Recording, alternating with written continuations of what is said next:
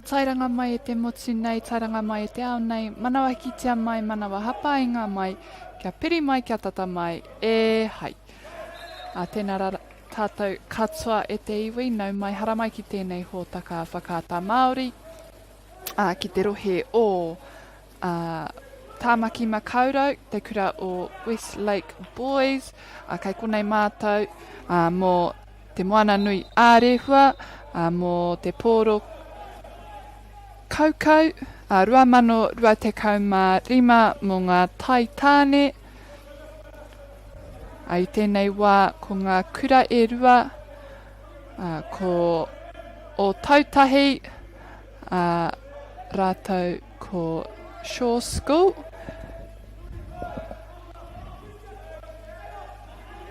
ko Courtney tōku ingoa, ko ai te kaikawe kōrero, mo te kēmu nei,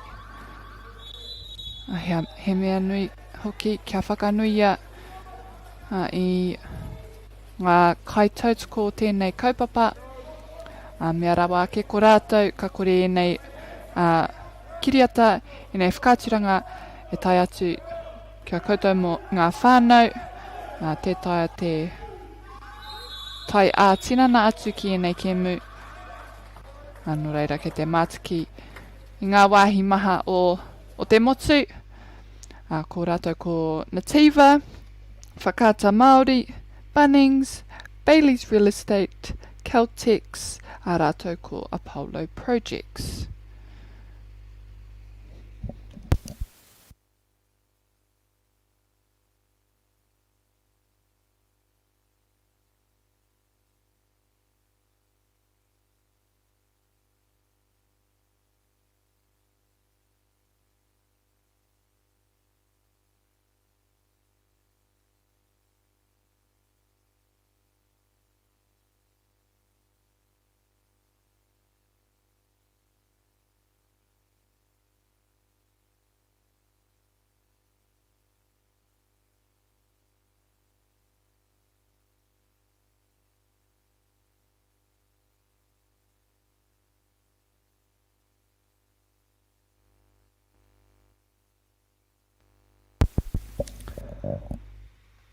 Ki taku nei whakapono kua tū te wā, i tēnei wā,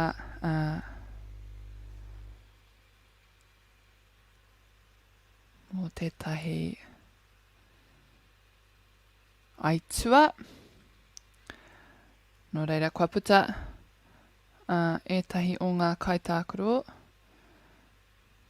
ka kitea kua ruku anō, ki ro puna kaukau, ka timata anō te kēmu nei. Ko tai mātou ki te whetu meneti.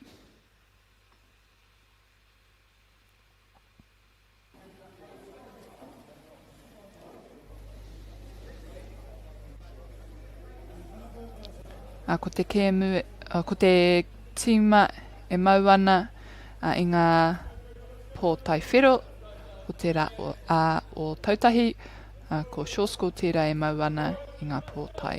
Kikorangi, ai koira te wihara hei timata anō.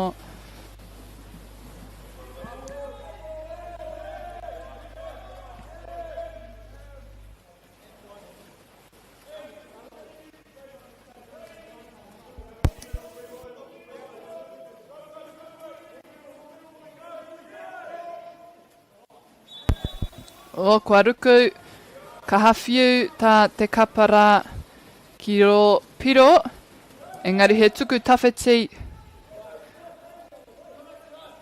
mai te kai ārai kei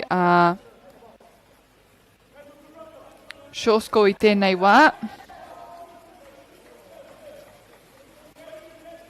Kua huri mā o tautahi i nai nei. Ko te mea pai o tēnei kēmu ki ahau. He kēmu tere, koira tētahi, engari he kēmu tino tono mo te tinana. No reira me kaha whiu, me kaha kauhoi, me kaha aukati, whawhai mo te pōro, aua momo mahi i roto i tēnei kēmu. Mo te rea ngā roa. Nō reira, ko ngā kaitākaro, o rātou haura o rātou,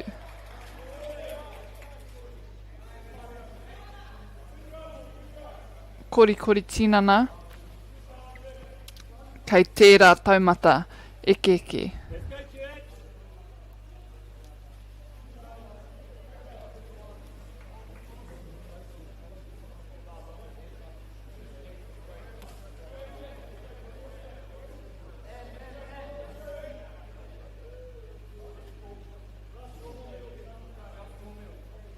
Nā o tautahi,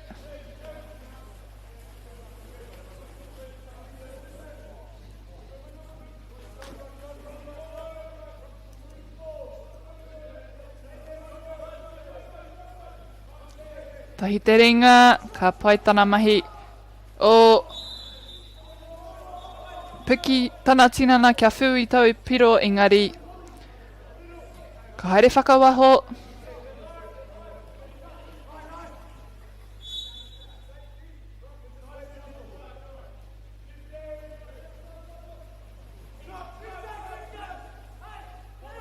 ka ārai te kapa o Tāmaki, ka hawhawhai mo te pōro. Kua huri anō mā te kapa o tautahi.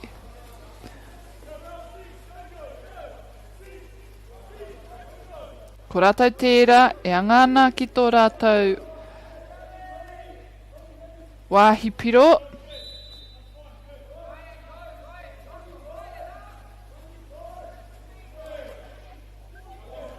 Ka riro mā te kai ārai.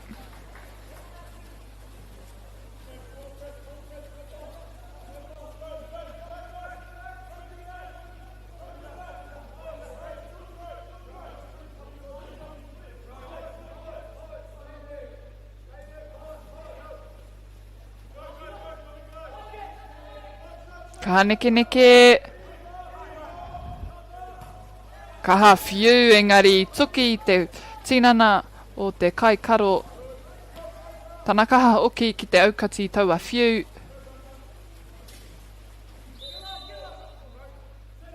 Meke ana e nei tokorua. Aua toko whā. Ka hawhaiwhai te pōro. Wā ka riro. Ka rawe hoki te whiu o taua tāne. Kia whaipiro mo tona tīma.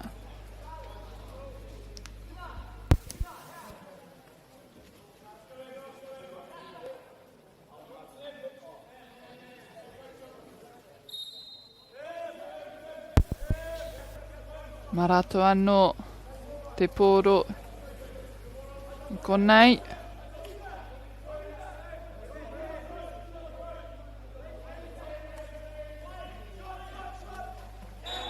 Mā rātou hoki te hipiro. Ko te karanga. Kua mahi koe ka taia e au.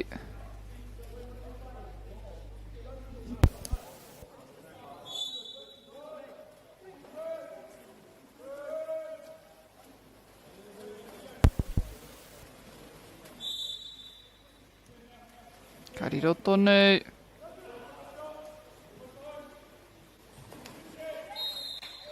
Ka pai hoki te whiu. Kia whai taua piro I tēnei wā ko Shaw School. E hui ana ki mua I a o tautahi.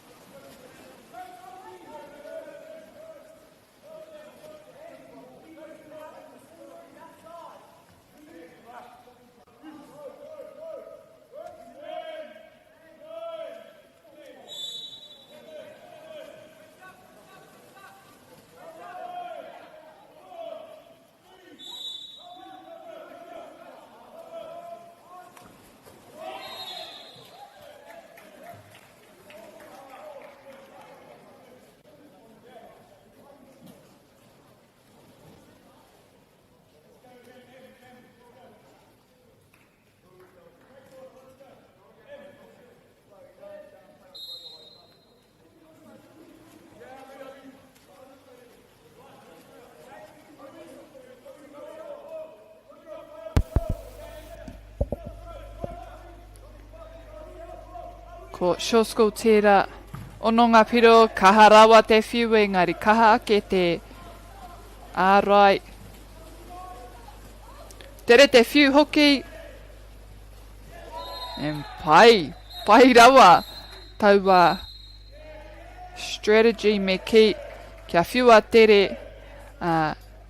Ki tōna tīma ia e hoki ana ki tōna wāhi tuku piro.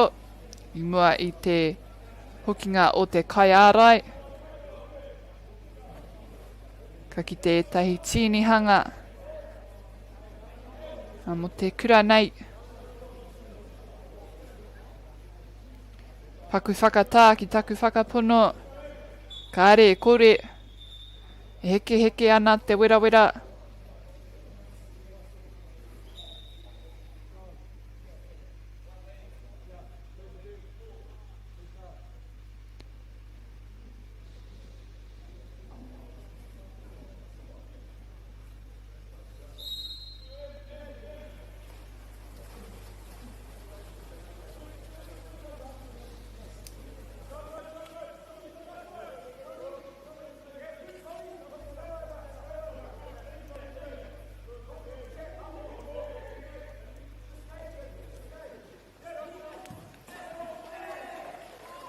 Ka rawe te taima o te kai ārai. Te aukati taua pōro.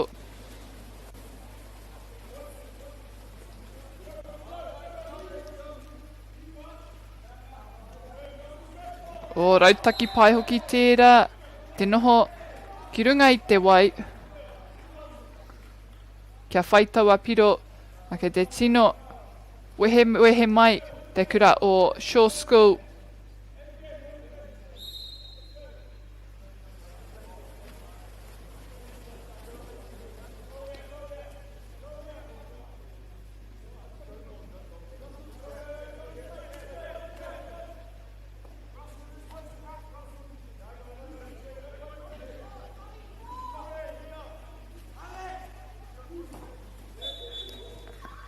Kai ārai pai anō.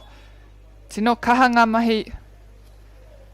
O taua kai ārai. Whanga wāpia i tēnei wā kua aukati ia. I te pōro mai te kaura. Nō reira. Aka i te tini taha. Ngā tīma ki taku whakapono. I tēnei wā ko ngā tatauranga, Shaw School 8, o tautahi 3. Mautoni mai e te whānau i te mea akua nei kauki mai, kia timatahia te toenga o te kēmu nei.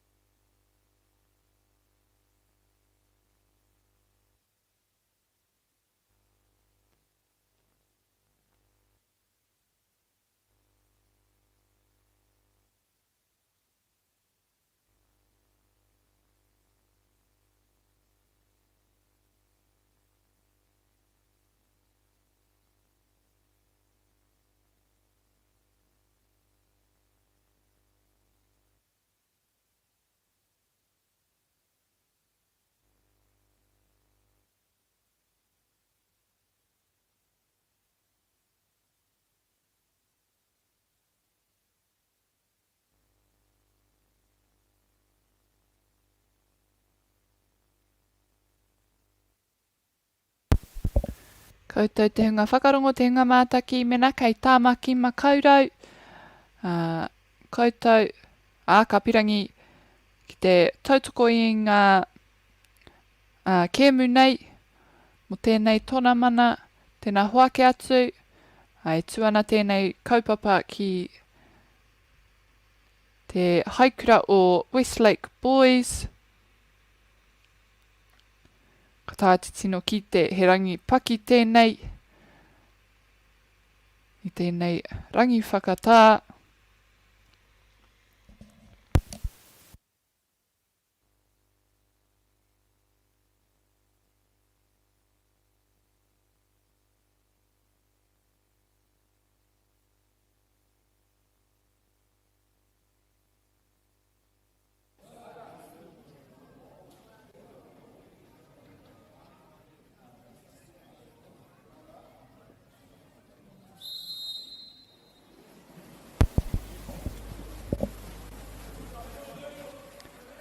Ka timata anō tātou te kēmu.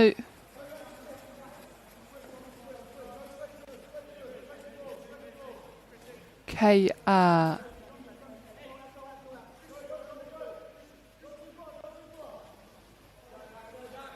Shosko te pōro I tēnei wā.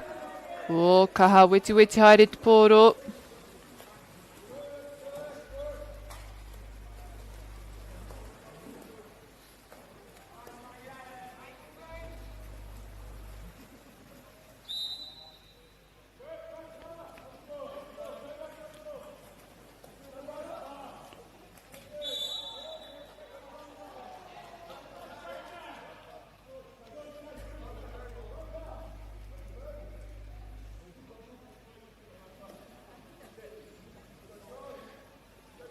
Ko te whainga o te kēmu kia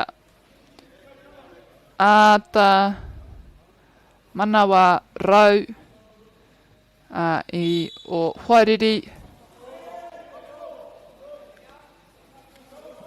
He hapa I reira taku whakapuno. No reira I whai te kura tētai tuku ko ia anake.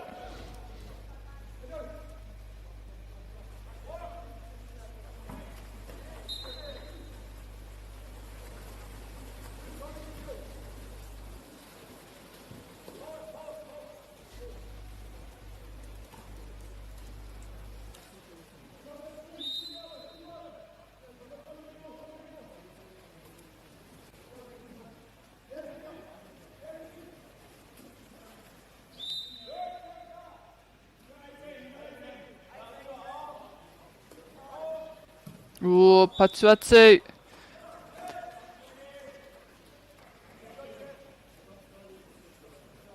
Kau hoi whakamuri kia hoki atu.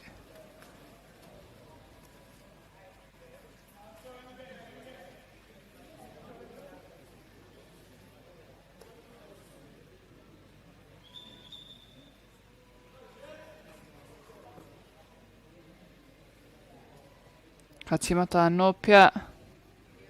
Te tuku o te pōro. Ki roto I te puna.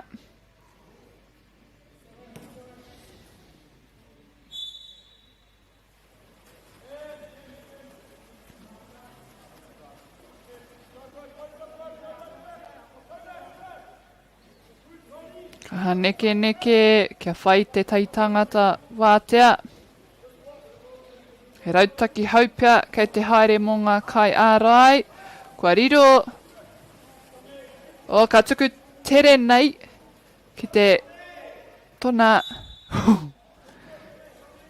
tona hoa ki te puna tatake ki tona rātou kaura.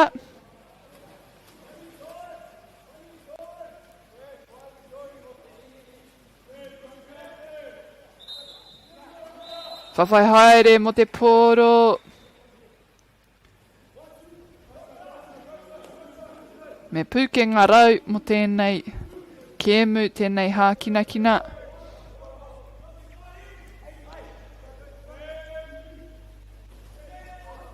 O, ka noho ki waho taua pōro no reira. Ka hoki.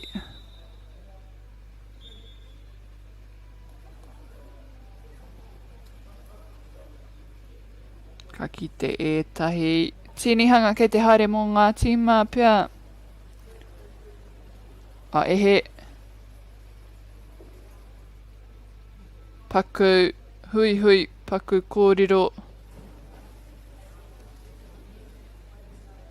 Mai ngā kaiako o ngā kura nei.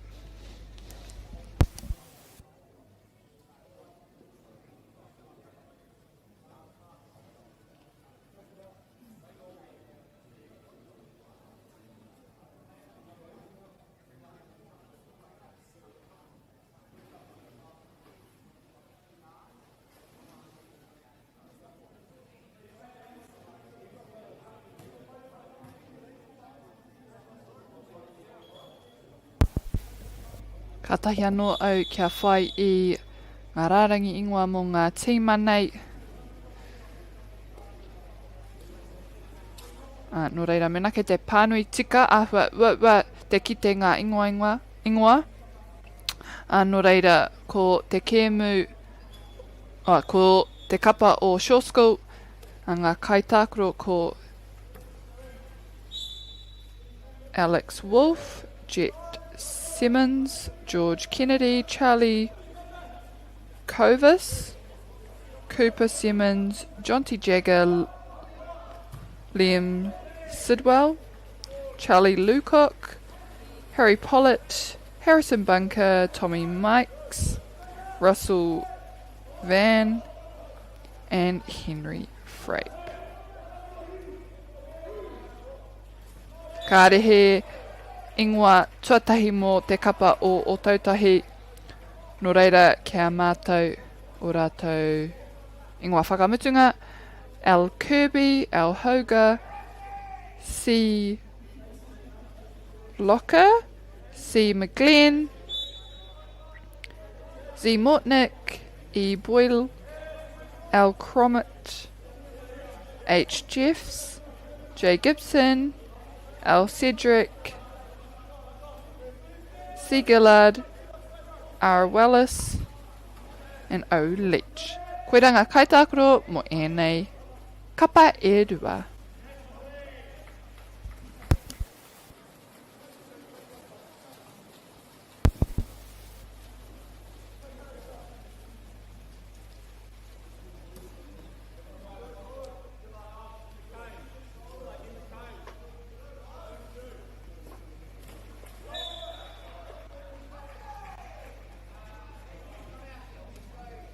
Shore School, kua whai rātou he piru anō.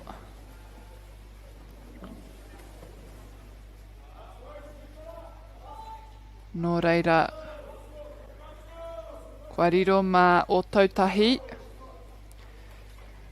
A te pōro, kia hoki atu.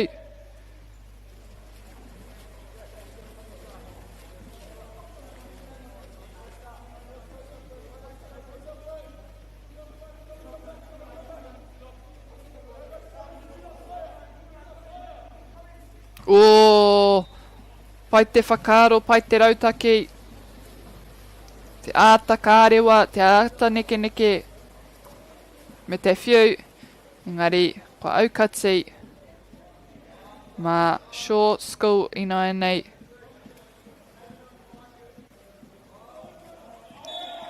Ka rawe hoki, ka tahi anō, ka hopu te pōro, tōtika ki te whiu ki te kaura.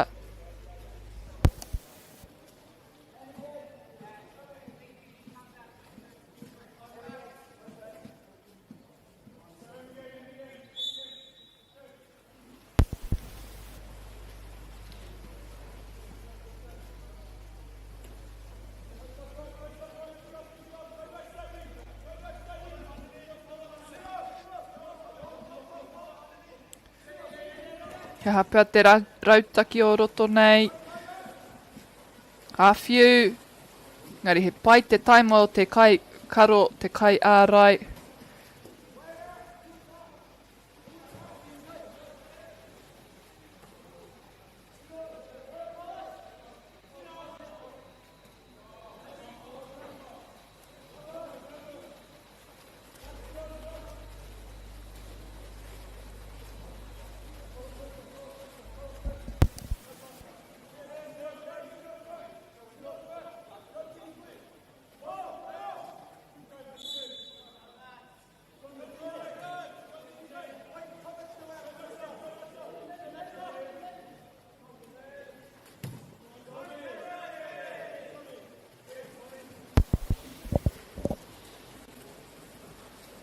Wewehi ana ahau i ngā pukinga rau anō o enei taitāne.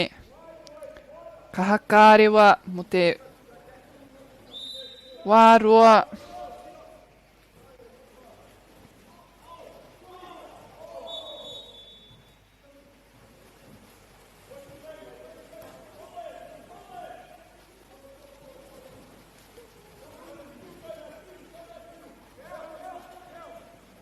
O ka tuku tawhiti engari kauki anō i te mea pea ko ia ana ke te tangata wātia. Ka rehe kai ārai mai ngā huariri āhua. Nui te whiu, ka puta ki waho.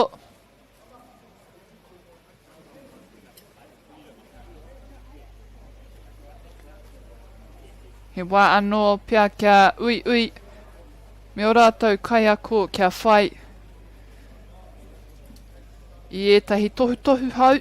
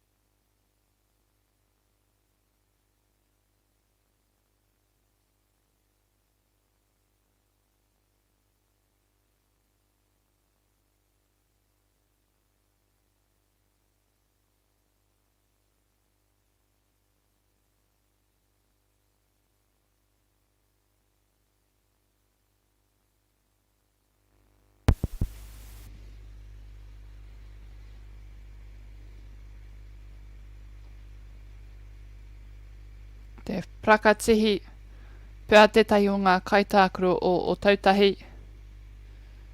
Te whai koru.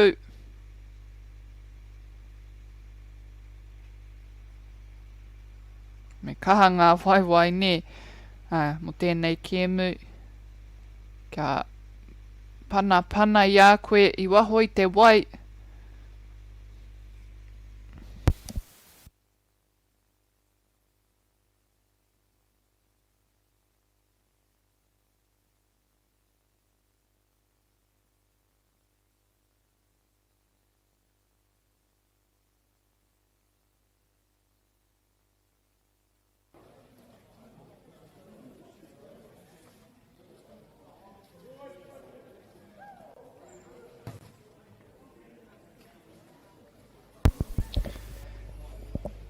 Ka are tino roa e toi ana mo te kēmu nei.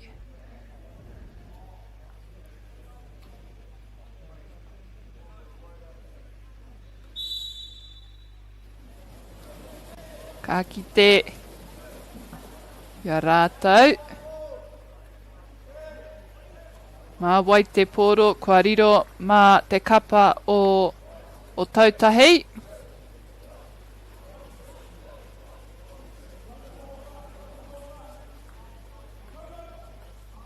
E haraka ia short school pia ki.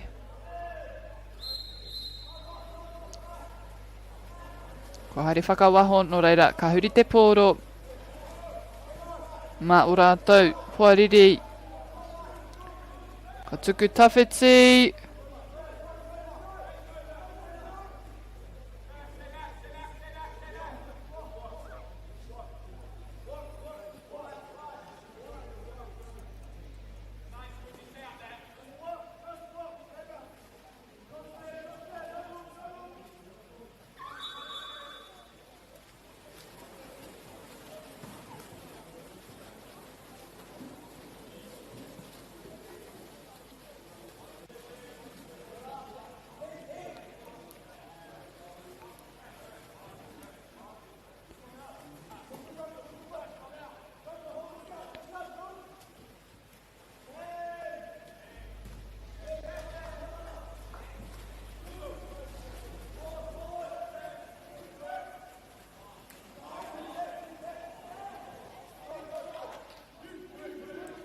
Ka hawhawhai. Kua huri. Ka hakau hoi whakamua. Ka riro tonu i a rātou.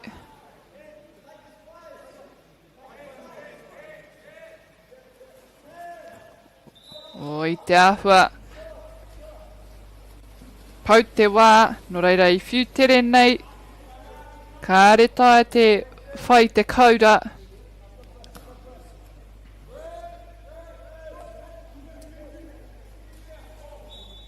Anō ka kitea. Te kaha ārai haere. Whawhai haere mo te pōro. Kua huri anō mo te kura nei. I tēnei wā ko ngā piro tikai marua kia Shore School. Toru kia o tautahi.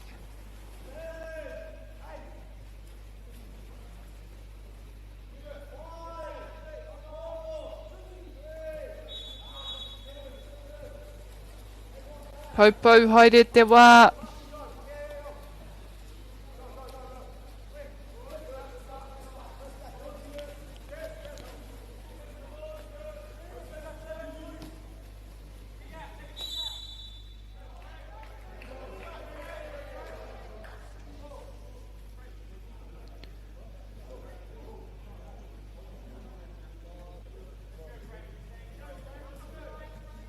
Ke te huri haere te pōro I tēnei wā.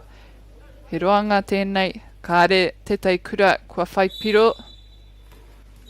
O kaharawa tērā. Pai hoki te rautaki kia whiu. Ki te wai, kia pātene I roto I te kaura. Ua ake tērā te aukati.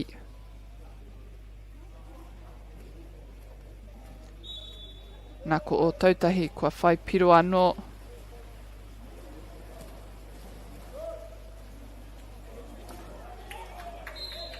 Pai hoki mai te kura o Shore School. Tatatana tū ki te kaura kia whai tērā.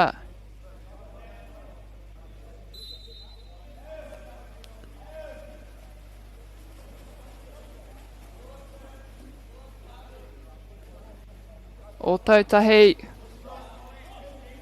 O ruanga kai ārai I whai taua pōro me āta. Tirohia ki tērā tino tere tō rātou kauhoi. Ka pai hoki mai te kapa o Shore School. Aha kua toru ngā hoariri I runga I taua kai tākoro. Ka hatonu ia ki te kauhoi tere te whai taua piro.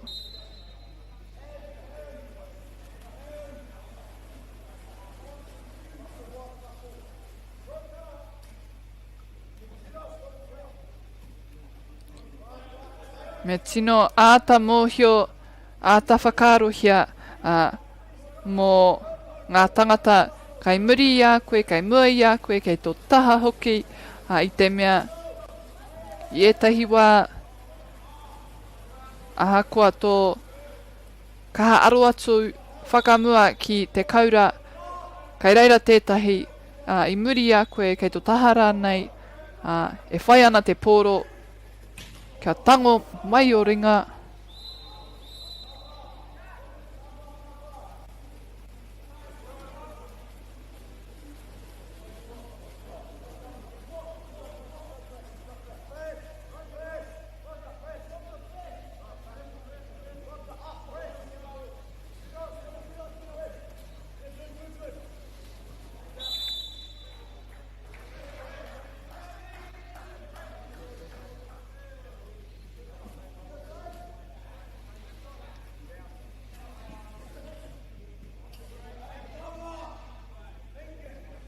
Ka wehe ngā kaitākuro e hoki ana. O tautahi kua whai tētai hapa mo tō rātou tima.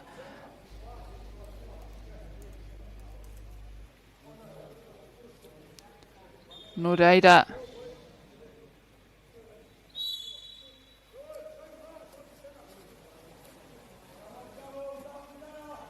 Mai taua hāmene. Kua riro I a rātou e rua ngā piro.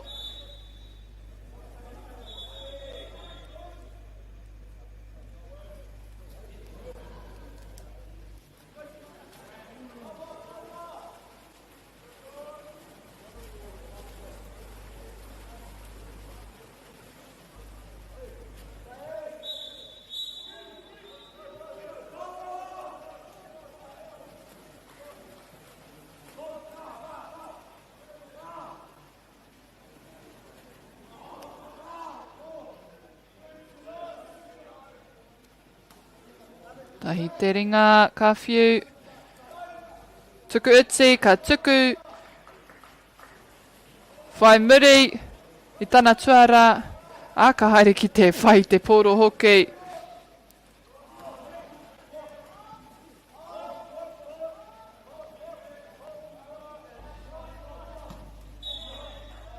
Mai te ringa o tautahi ka ruku atu ki te kaura. Ko rātou tērā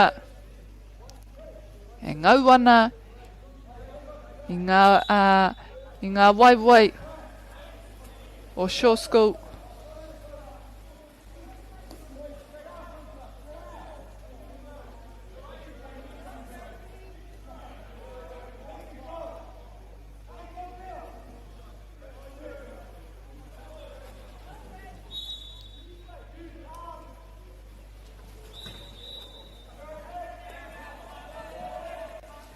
O ka tuku tawhiti, akine pia ka ruku atu. Pai rawa te whakaro, ka reira te kai ārai no reira i tuku tawhiti mai te kaura ki te kaura. Ka re kaha te pōro no reira i reira te kai ārai i mua i te ruku atu ki te kaura. Aki taku nei whakapono koera pia te mutunga o te kēmu nei i wanganui e nei kura a ko ngā piro o tautahi o no Shore School te kaumawha. Mau tonu mai e te whanau te mea e whaeke nei ko ngā kapa, ngā kura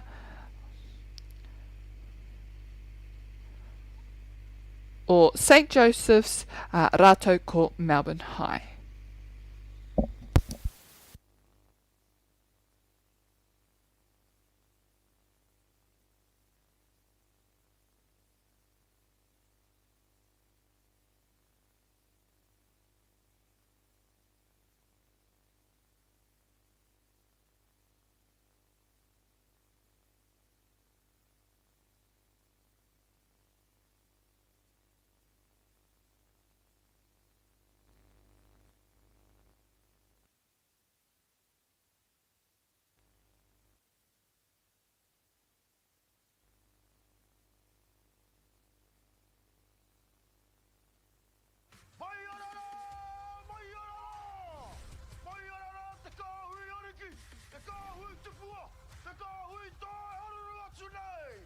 Ariki ki whakaata Māori, me Māori Plus.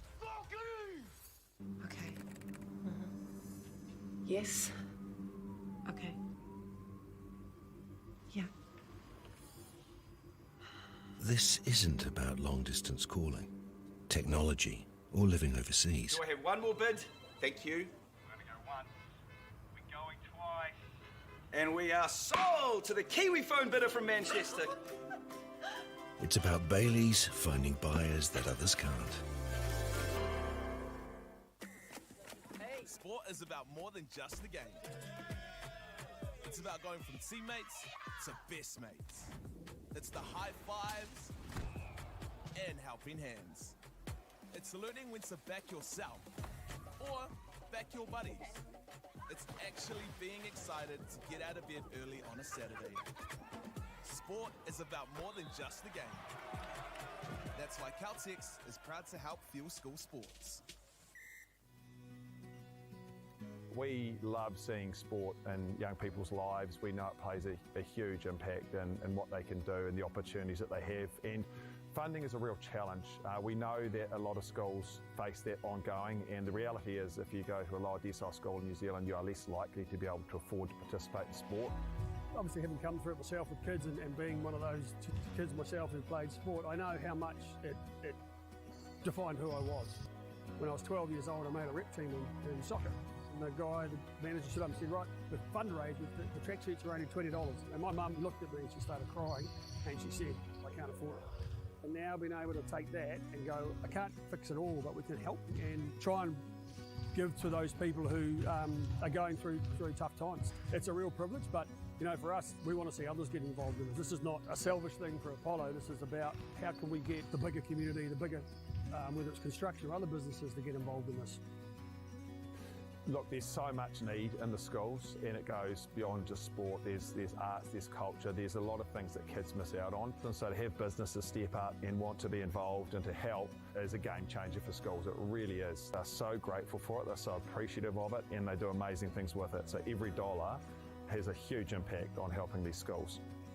It's why we get out of bed now. We now have staff who've joined us who say that's the reason why they joined Apollo. Because they know that when they come to Rep, they contribute to something that's just greater than our business. We worked out a little while ago that being part of the community was a part of who we were. And we sort of call it now, our sort of purpose is building communities. And that's just not the physical build.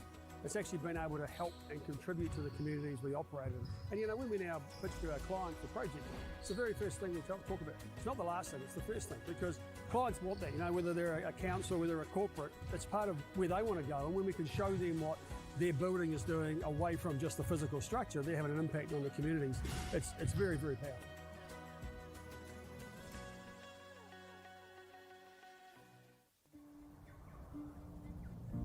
It's time for action. We are working to reduce the impacts of climate change, side by side, with nature, with each other, through research, investment, and practical innovation. Because nature is not a resource, it's a collaborator. Nativa, leading with nature. Girls are twice as likely to drop out of sport. That's why 2 Degrees is committed to fighting for fair for women and girls in sport at every level. Get your Support Her merch and keep her in the game. Get the Māori Plus app. Download now on Google Play or the App Store with exclusive viewings and 100% ad-free. Quite like top tier. Watch us anywhere, anytime. Make Māori Plus your mate and stream now.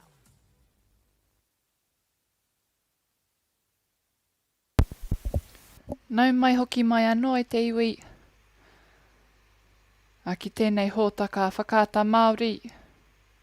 Kei konei kei Tāmaki Makaurau, te kura Westlake Boys, mo te whakataitai o te moana nui a rehua, a 2025 mo te pōro kauhoi o ngā taitāne. Ko ngā kapa e rua e whai ake, ko St. Joseph's, rātou ko Melbourne High. Ko St. Joseph's tērā e mau ana i ngā pōtai mā, ko Melbourne High e mau ana i te pōtai whero. Kei konei ngā kapa e rua, whakamahana tinana ana, kia timata hia tō tātou ki e mu. E tika ana me mihi ki ngā kaitautoko o te kaupapa nei. Mai kore ake ko rātou ka kore tēnei whakāturanga mō koutou ngā whānau ngā hoa e mātaki mai ana. Ko ngā kaitautoko ko Whakaata Māori, Bunnings, Bailey's Real Estate, Celtics, Nativa, rātou ko Apollo Projects. E hara ko tēnei whakāturanga tō rātou tautoko anake, ka tautoko hoki i ngā kura, i ngā rangatahi, kia tākoro hākinakina raunai te motu, no reira he mea matua, he mea nui tērā mō ngā rangatahi o te kura, rātou ngā whānau, te taia pia te whaipūtia, kia tākoro o rātou tamaiti i enei hākinakina maha, ahakoa te pūkenga maha, no reira, ai, he kaupapa, whakahirahira he kaupapa matua mō ngā rangatahi o Aotearoa.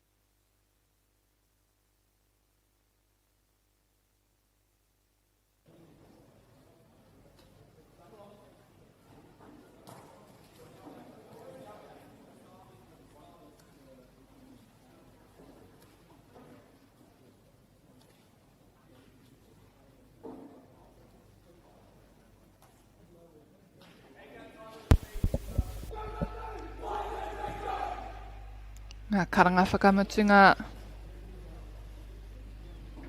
i mua i te ruku ki roto i te puna wai ka timata i tō tātou kiamu. Koira te karanga mai te kaiwawao. Kia pā ai ngā kaitākaro te taha o te puna.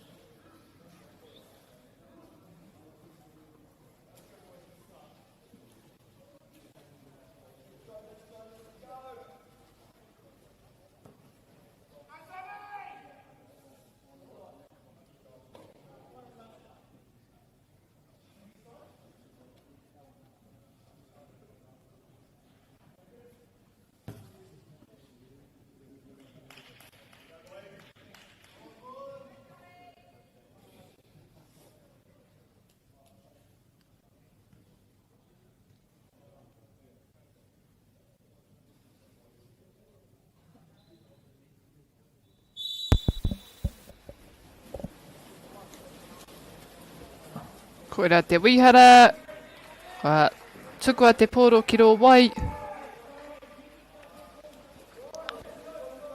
Kua riro mā St. Joseph's ki taku whakapono, ki taku kitenga.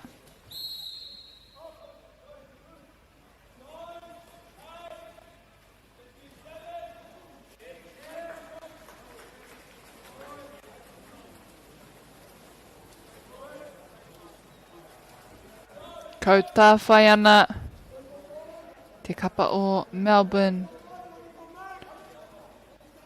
Piki nui, kaha ārai, kaha whawhai mo te pōro, te kapa o St. Joseph's.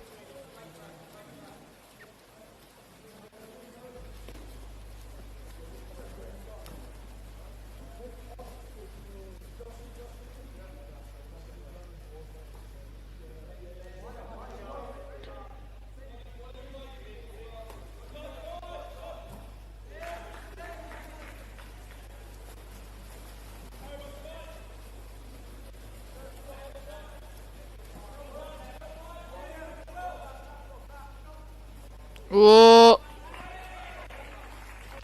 ahua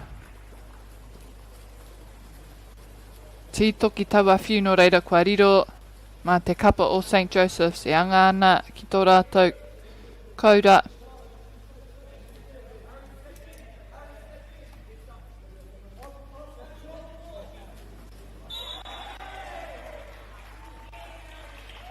Koira pia te piro tuatahi o te kēmu nei mō te kapa o St. Joseph's.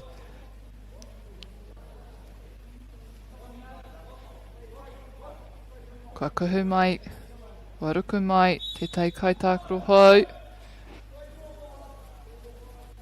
O Melbourne, tērā. Kai a rātou te pōro.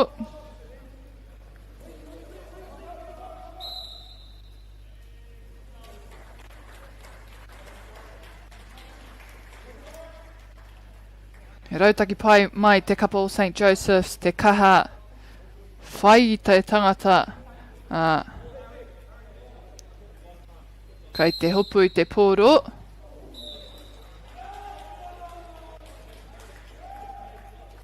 He hāmene te karanga mai te kaiwa wao. Mai tērā kia whai a Melbourne i tō rātou piro tuatahi o te kēmu nei.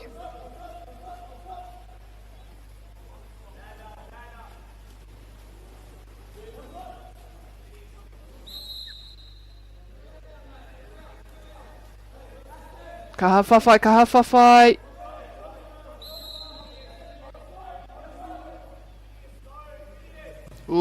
Kaha ārai. Mai te kapa o Melbourne.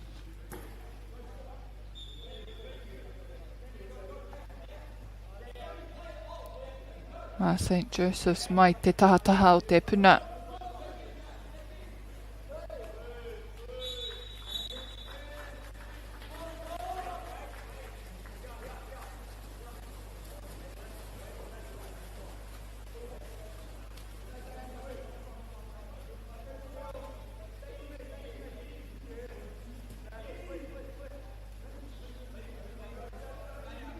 9-1 haere.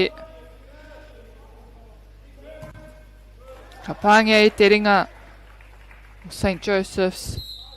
Ka hakau hoi ki te whaitaua pūro.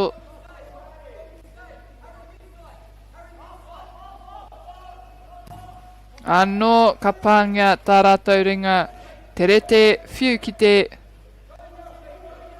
ki tō rātou hoa. Wariro mā St. Joseph's I nai nei.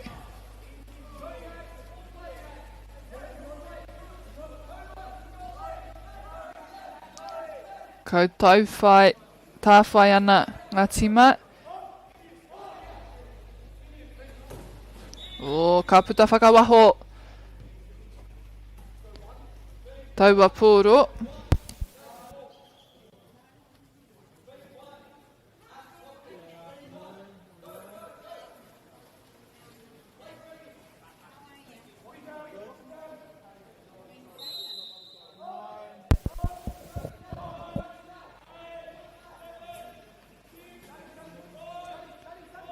Hei te pauhaere te wā. Ka tukua mua I te pau, engari, kua riro mā Melbourne I nai nei. O, akene pia ka whai piro I konei. E kāu. Ka haneke haere ngā ringaringa o te kai ārai. O te kura o Melbourne High.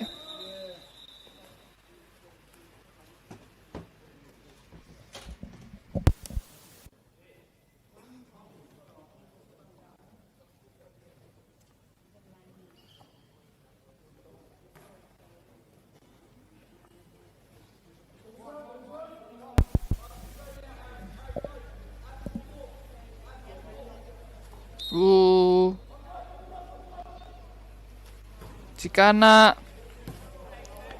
And player there just taking an opportunity quickly, but it comes off the top of the goalpost.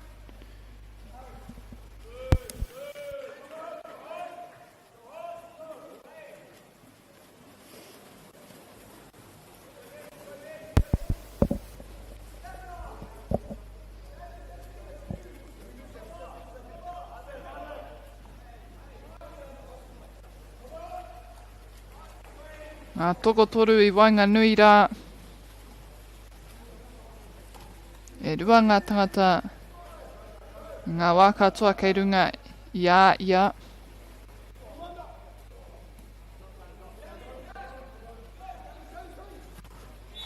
Ka whaipiro. Ka pai hoki te kite I taua wahanga wātia o te kaura.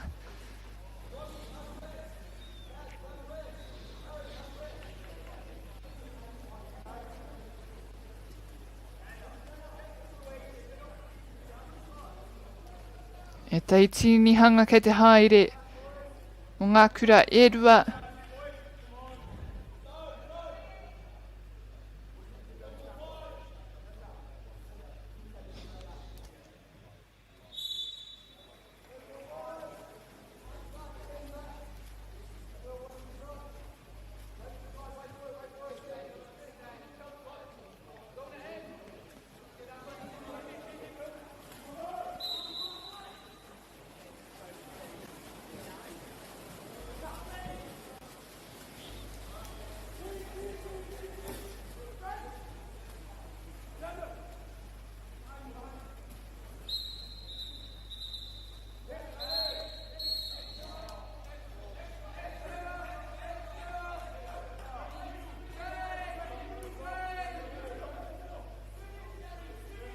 O kua whai tonu te kapa o Melbourne taua pōro. Kua huri anō mā te kapa o St. Joseph's. Pōhehe pia. I reira tana hoa e ngari anō. No reira mai taua hapa kua whai piro te kapa o St. Joseph's.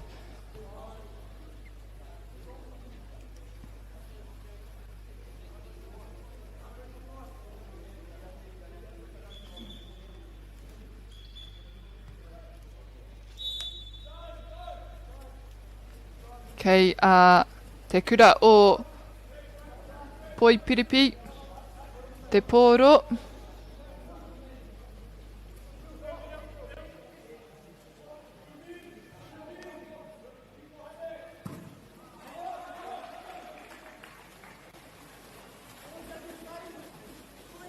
Whanno haere ngā kaitākaro. Koira te pere. Hei whakamutu i tēnei hauwha tuatahi. O te kēmu nei. Paku whakatā mo ngā kaitākaro. Paku hui hui. Ki te tāoro o tō rātou kaiako. I mua i te timatanga o te hauwha tuarua.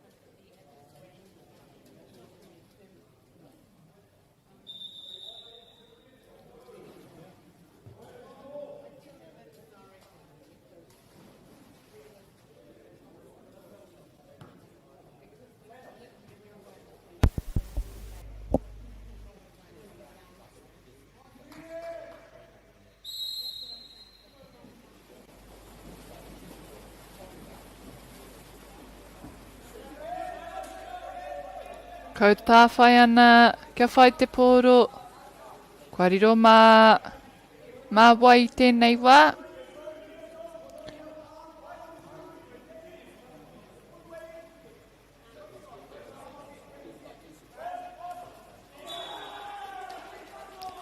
Kua whai kupenga, te kapa o Poipiripi.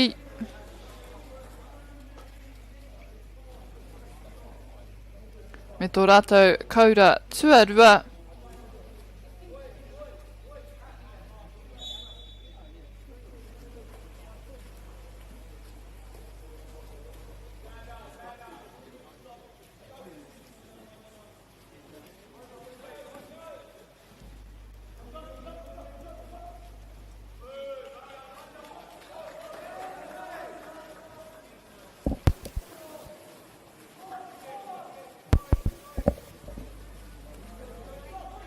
Te whawha haere, te kapa o Poipiripi, I ngā takahanga o te kapa o St. Joseph's. Tai ana ke te rerekētanga I tēnei wā, I Wanganui I nei kura.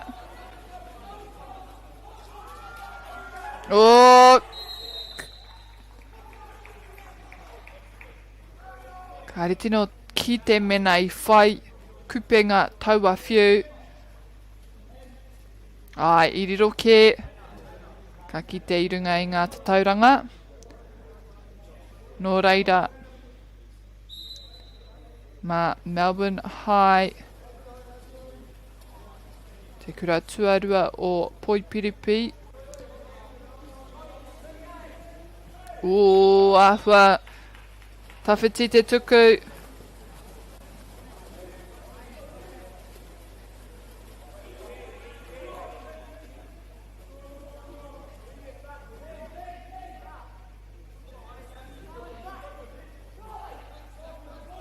O he whiunga iti. Pea mai te kura o St. Joseph's te pai hoki. Te whiu iti nei ki tōna hoa a ka pāngia, ka areka hopu, ka pāngia tonu mai tana ringa ki roto i te kupenga.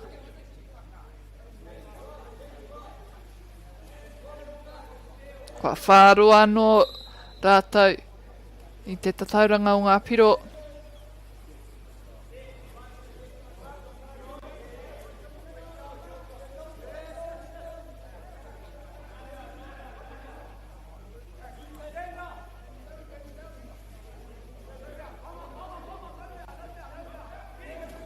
O, ka pai hoki te piro mai te kura o Poipiripi, te whiu i te pōro, kia pā te wai, ka tei pātene ki ro kupenga.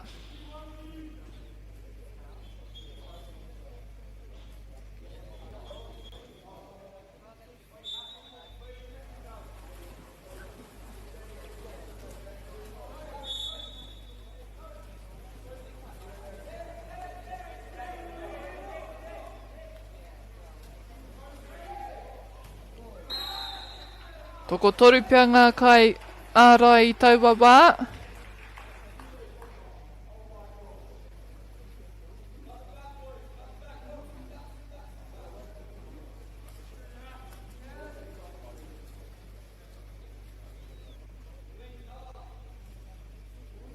Kua whai hāmene rātou, kia tuku i te piro nei. Ka pai hoki mai te kura o St. Joseph's. Kua riro i a rātou, tō rātou piro tua ono te kēmu nei.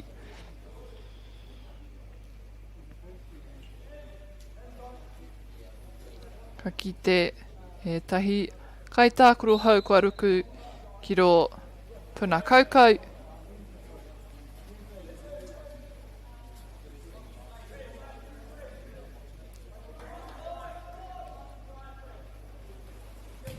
O, ka pai hoki.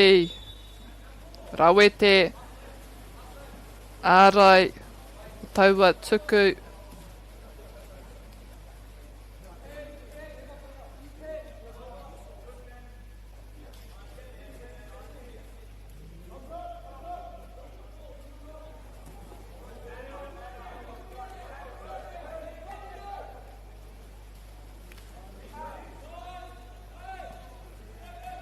O, ka rongo i te kau te whakararo.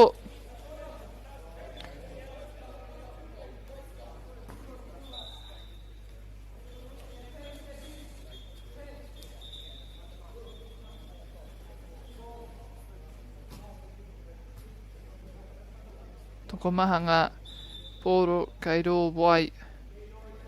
Nō reira ke te whakatika noiho tērā.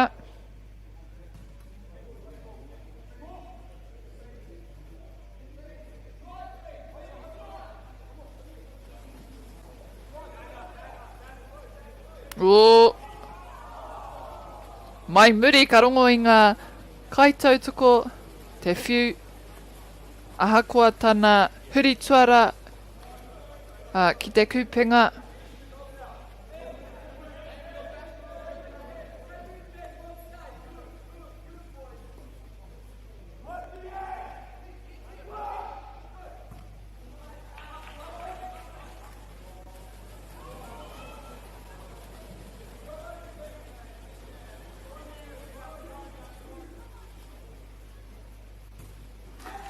Ka pāngia i te ringa o Poipiripi.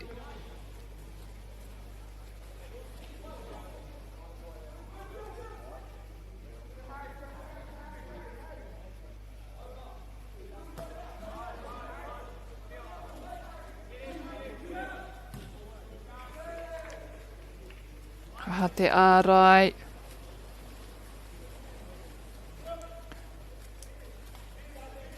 Kauhoi whakamuri ana.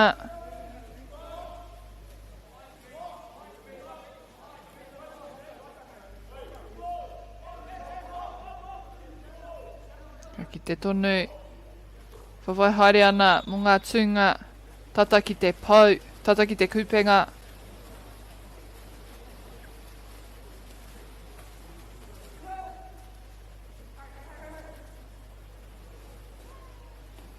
O tere te whiu. Kare me tuku kaha kia whai I taua kupenga. Te kura o St. Joseph's. E te whātoro haere.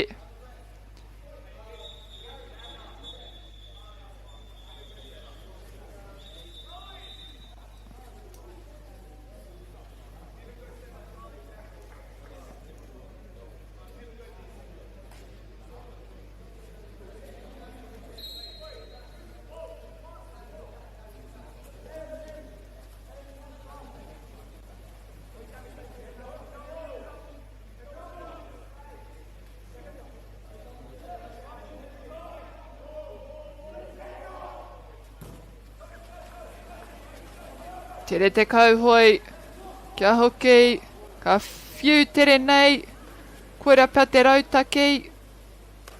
Anō kua whai piro aha kua te whiu, eti nei. Rautaki pai, kia whiu te pōro, I mua I ngā tangata katoa, ki te kai kauhoi tere, kia whai taua piro, I mua I te taunga mai o ona huariri.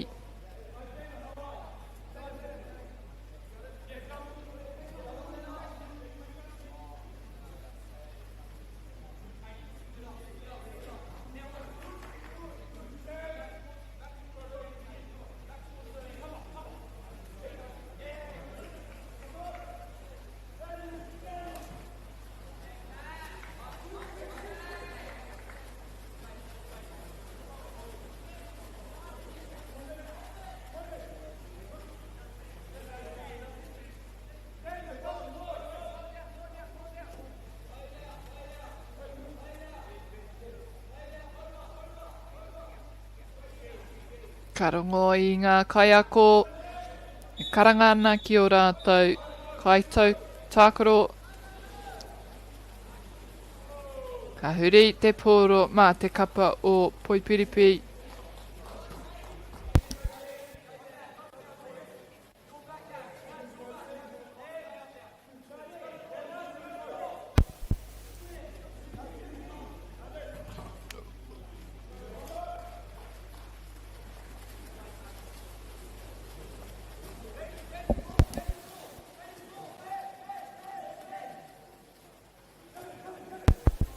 O he tuku tawhiti, ka hawhawhai haere ngā kaitākaro mo taua pōro, kua huri anō mā te kapa o Poipiripi.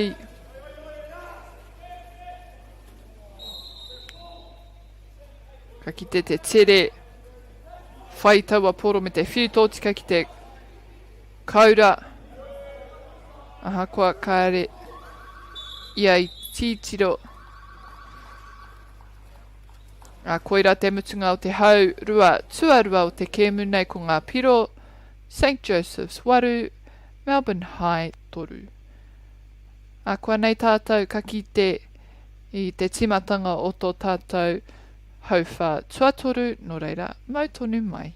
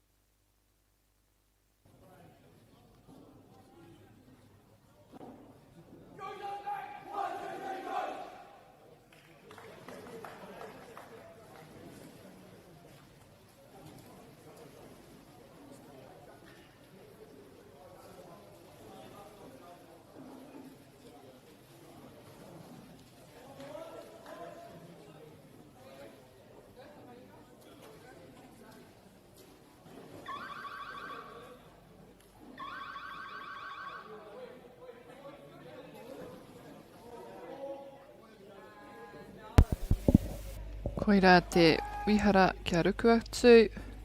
Ngā kaitākro te puna wai.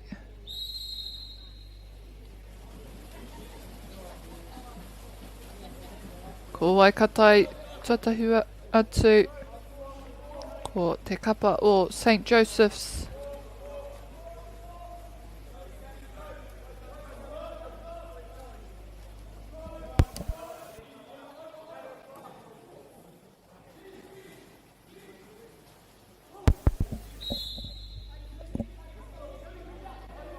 Ka peke ki runga I taua tāne rā.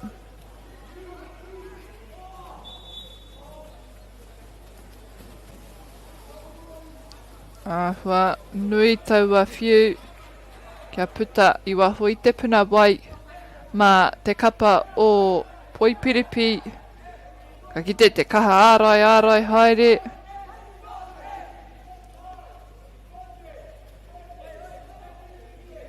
Me te pauhaere te wā ka aha tēnei kapa.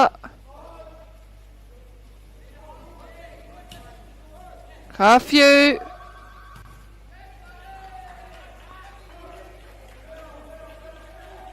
Ka pau te wā I mua I tō rātou. Whai kupenga. Akene pia. Ai. Pai te whakaaro mai te kura o St. Joseph's. Te kaha. Kauhoi tatake ki te kupenga. I te wā. Ai muri tonu ngā huariri. No reira ko ia anake me te kai ārai.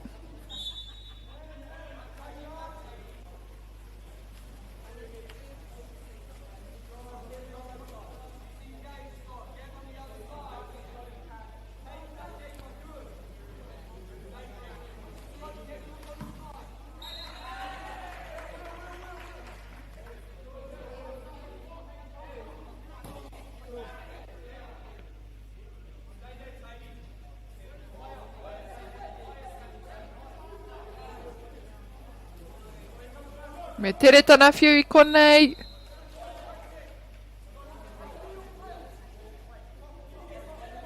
Maha ngā kai ārai taua wā. I runga I aia toko toru I reira. Ka tuku. Ka pāta te tinana o te kai aukate. Kua whai I te kupenga.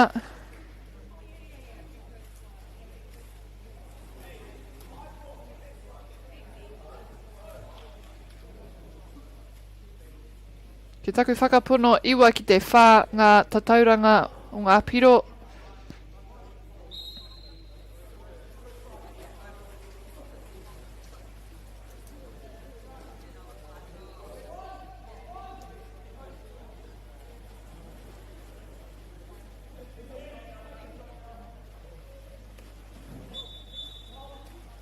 He whiu nui anō ka puta whakawaho.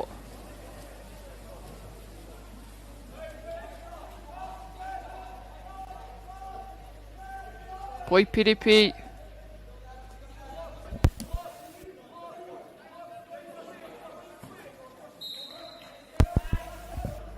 Tētai rātou te whai kupenga hoki. No reira ke te ahatia I tēnei wā.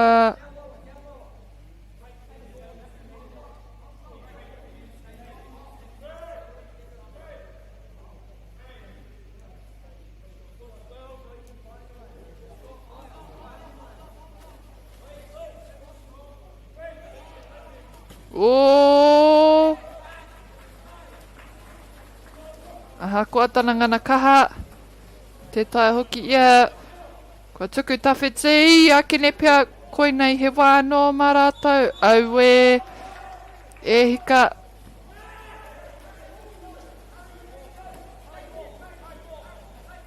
Tere te hoki atu. Te kapa o Poipiripi, pai te whiu. Ua. Wangaro. Kua puta I ngā ringa. Koira tētahi mea ua hoki. I te mea ko te wai tērā. なんか単語いてポーロマイオレンが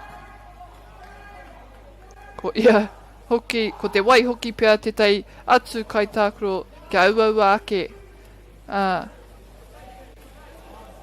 てファイクッペがのらいらめあたファカマータウ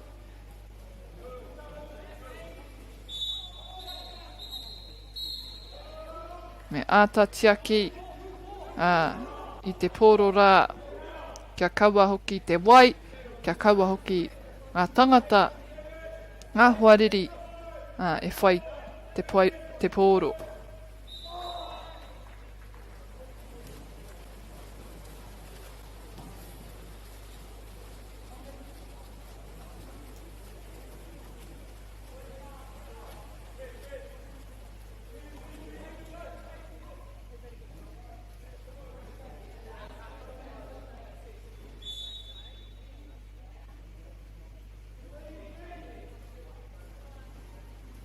o kua tini ringa kua tini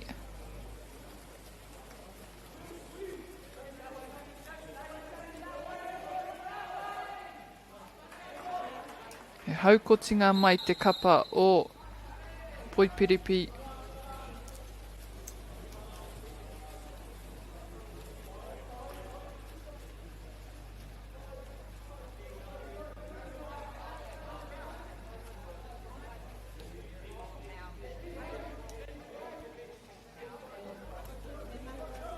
O māwai tēnei pōro, mā te kura o Poipiripi, tō rātou kaha ki te whai.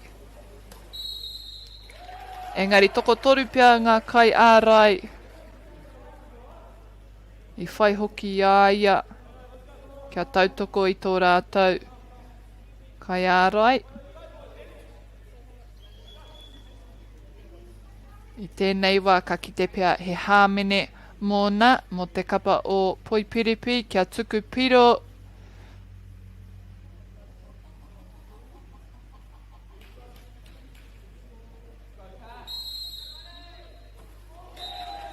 Ka pai te ārai mai te kura o St. Joseph's. Nā ka kite etahi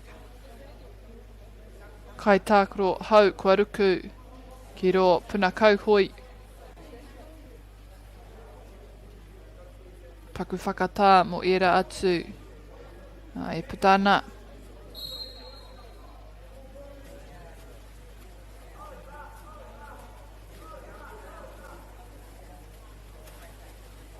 O poro wātia kua riro i te kapa o St. Joseph's.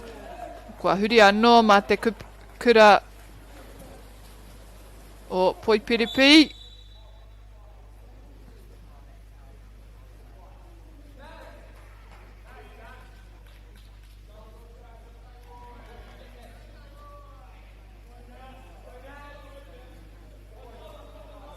Mā rātou hoki pia tētahi hāmene kia tuku te pōro ki te kupenga ai.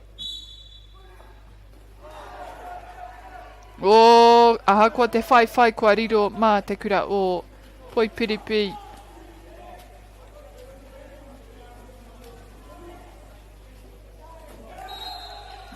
Māma ke māma no iho.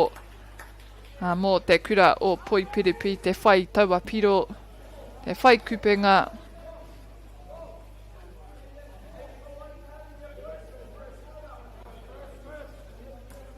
Me tupato te kura o St. Joseph's. Kai te hoki mai me ki te whawhai tonu te kura o Poipiripi. No reira e tatana ngā tatauranga i te wānei.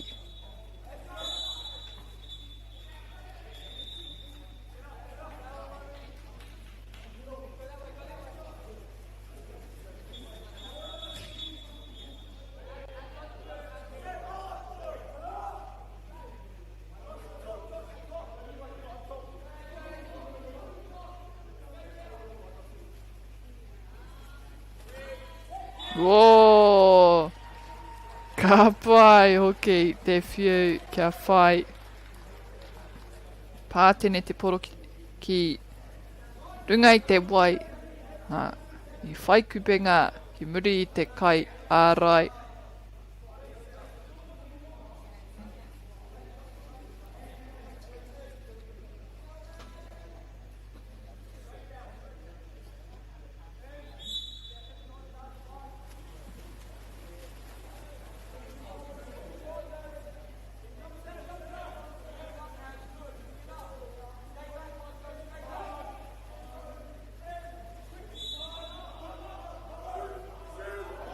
Me tuku! Kua pau te wā.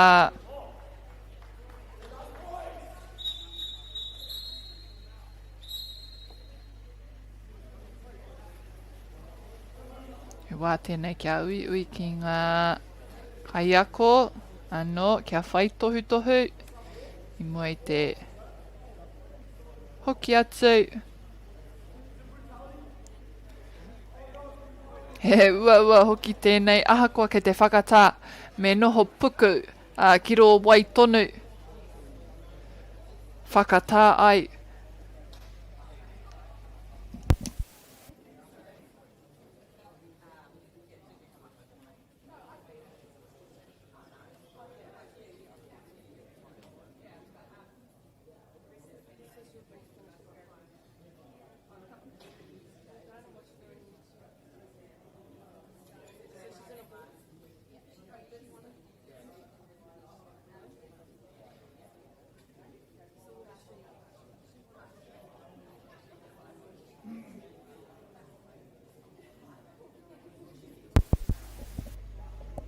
E tika ana kia whakanui i ngā kaitautuko o te kaupapa nei, tēnei whakāturanga, te tautoko hoki i ngā kaupapa o ngā rangatahi, mo te hākinakina, ko Whakata Māori, Bunnings, Bailey's Real Estate, Caltex, Nativa, a rātou ko Apollo Projects.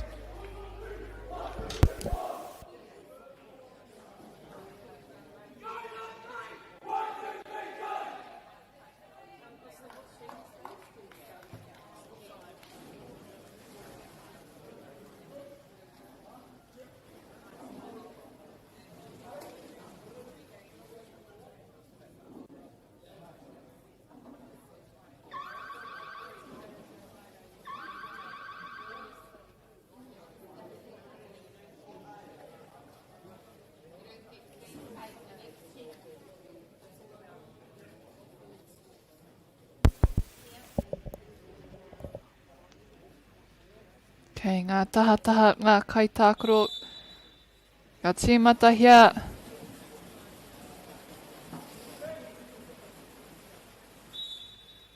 Tēnei hauwha, whakamutunga o te kēmu.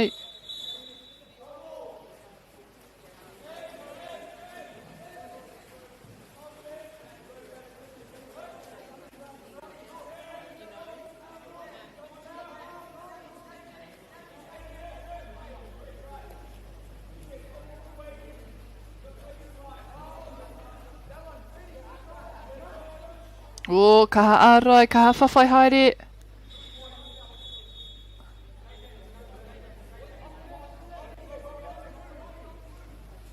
O, kua pāngia te tairinga.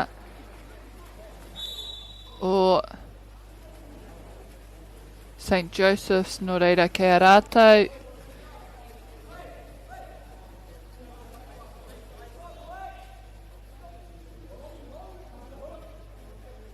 Ki au nei, koe nei pia te hākinakina. Me whakamahia te katoa o Pukenga, tō tinana, tō henengaro, tō waha, kia hāparangi atu ki o hoa.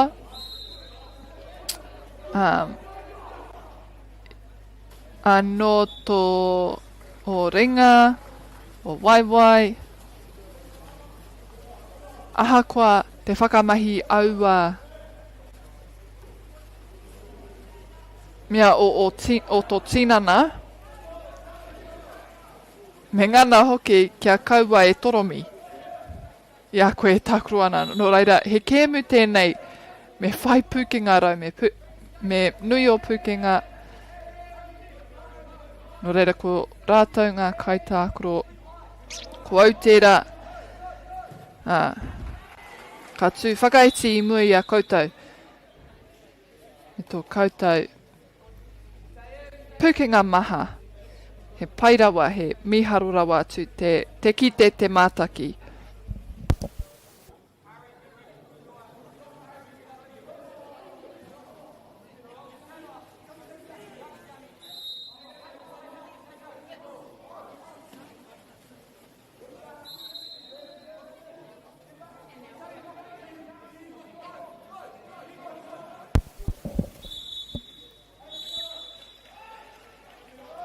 O. Kei te huri hare. O, kua kite pea te tahi haukotinga mai te kapa o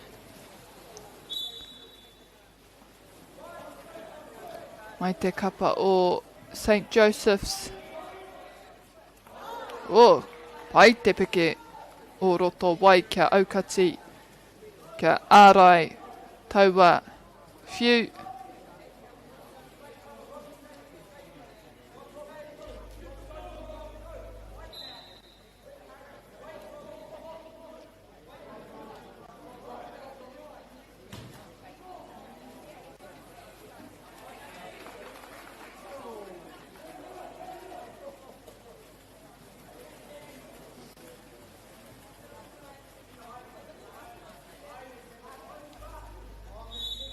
Ko ngā piro I tēnei wā St. Joseph's I wā Poipiripi whetū.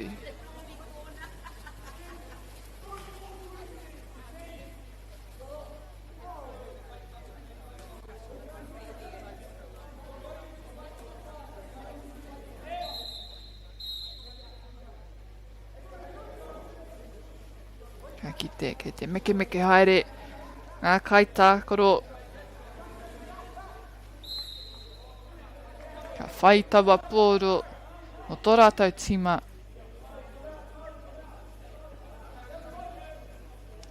O, kua huri te pōro mā te kapa o St. Joseph's. Ka kite kua puta whakawaho tētahi mai te kapa o Poipiripi pia. No reira, mo te wāpoto noi ho tērā.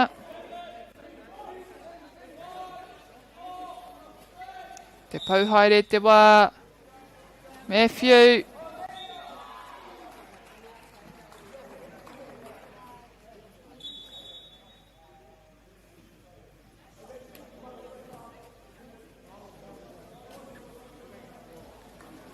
Ka rehe hua. Wā tau mai taua whiu. E aukati anō mai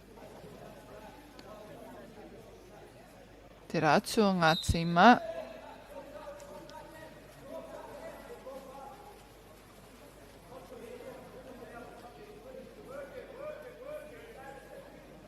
No reira pia I tēnei wā.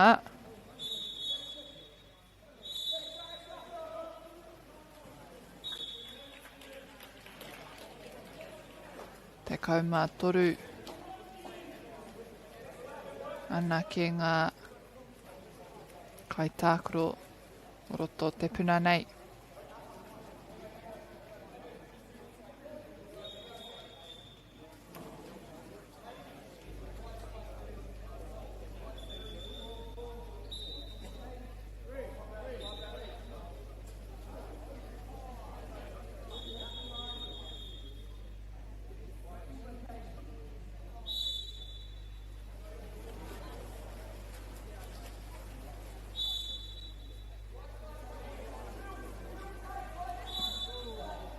Oh.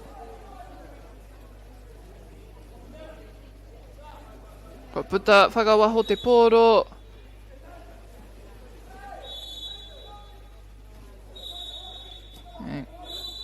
te kaha.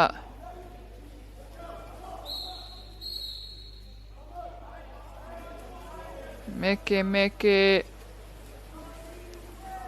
Whakaranga kia puta tētahi.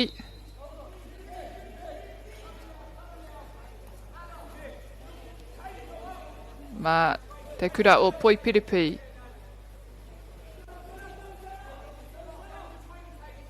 O! Ai, karawe hoki. Te whai paku wāhi wātea I mua I te kupenga. Kia whiu.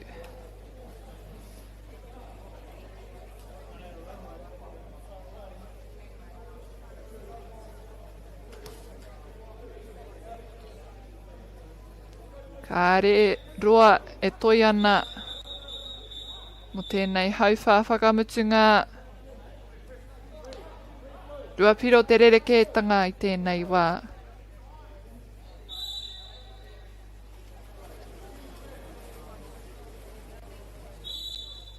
Kua neke whakamua. Ngā kai ārai. O, ka apai hoki. Mo St. Joseph's tērā kua riro I o rātou, I a rātou tō rātou kupenga te kau tua te kau mātahi.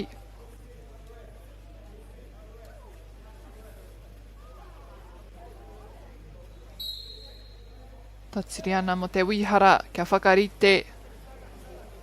O rātou tūnga, o rātou rautaki. Te kura o Poipiripi ina nei.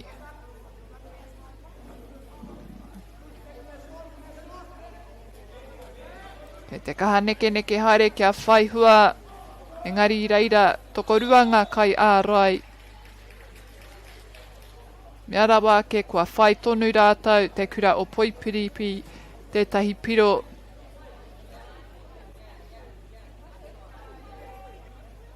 Tatari ana.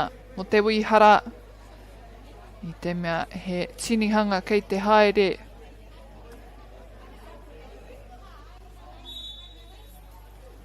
Ka uki whakamuri.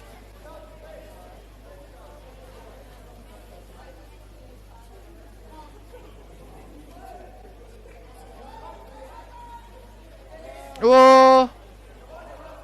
I ruku atu ki te kupenga e hara. Tere ana te kauhoi. He, ārai pai hoki tērā mai ngā ringa o te kai ārai. O St. Joseph's. Ka tuku tawhiti atu. Kua whai mā te kura o. St. Joseph's.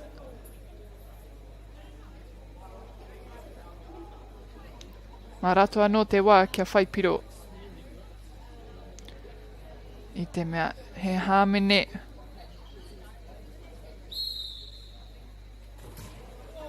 Aue, mā wai tēnei pōro. Kai te wātia.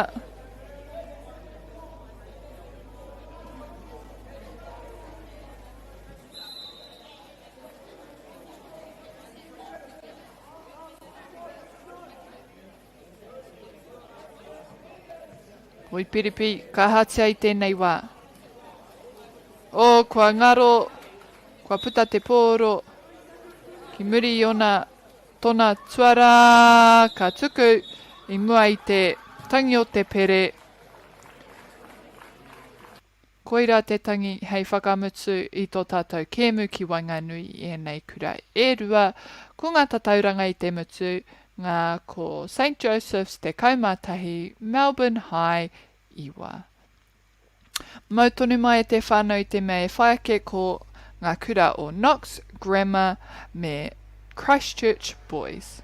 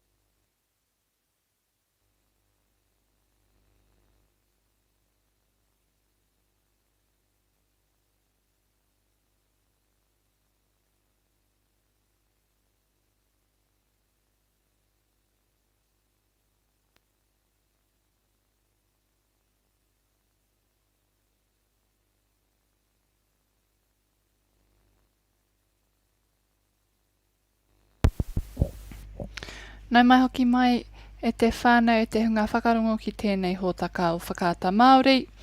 E whai ake nei ko ngā kura o Knox Grammar me Christchurch Boys. Ko te rārangi ingoa, mō te kura o Knox Grammar, we have Guy Wood, Lake Cox, Hugh Coke, Kobe Cox, Lake Lister, Xavier Langsale, Christian Keanu, Harry Ross, Will Simonson, Daniel Liu, Scree Moon, Eason Ma, and Charlie Shearer.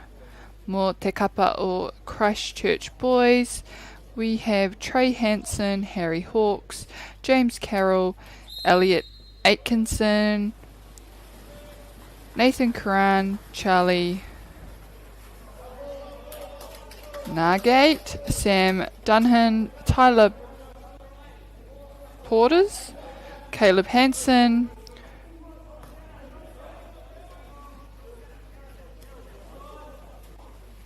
Jonah Teokoiai, Jacob Seep, Cooper Hudson, and Connor Hutton. E mawana te kapa o tautahi i ngā pōtai kahurangi ko Knox Grammar te rai mawana i te mā. I tēnei wā tonu kei a Knox Grammar te pōro.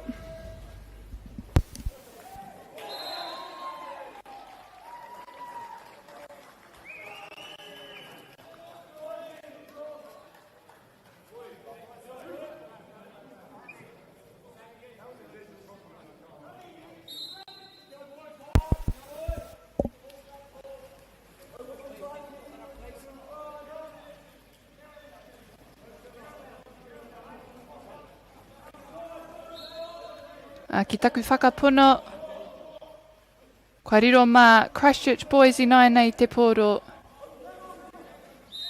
O ka hawhawhai tērā tangata.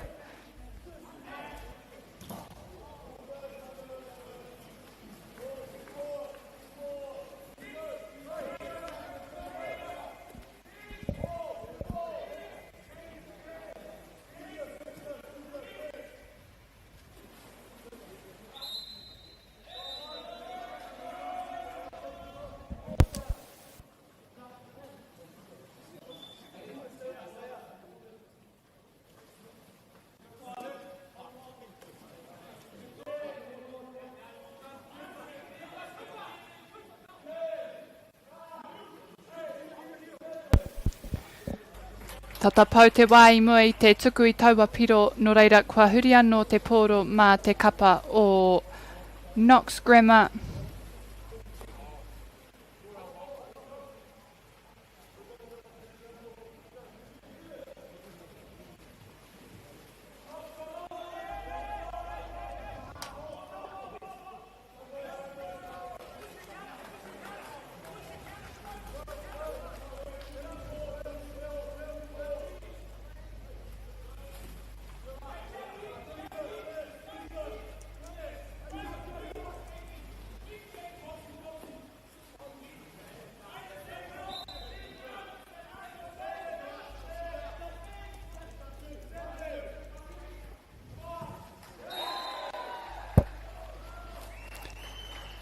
Kua riro mā Knox Grammar I tō rātou tuku, tō rātou piro tuarua o te kēmu nei 2 miniti I roto I tēnei hauwhā tuatahi.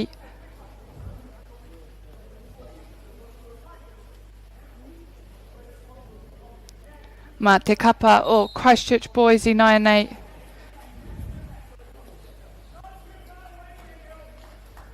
Me āta whiu haere, ka tae te kite, kei te kaha Meke meke haere, aua kai tākro e rua ki roto I te puna.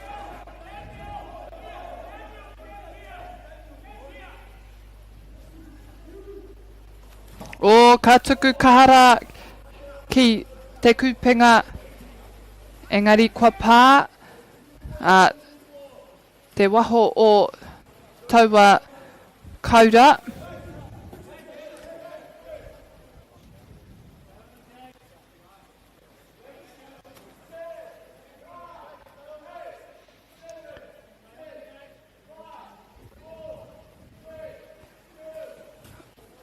O anō, ka pērā hoki mō te kura o Knox Grammar.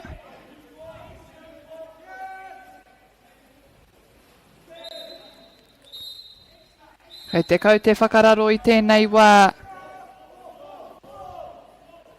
mai i te rirotanga o te pōro, toru te kau he kona noiho te roanga kia whai piro tā ia tīma.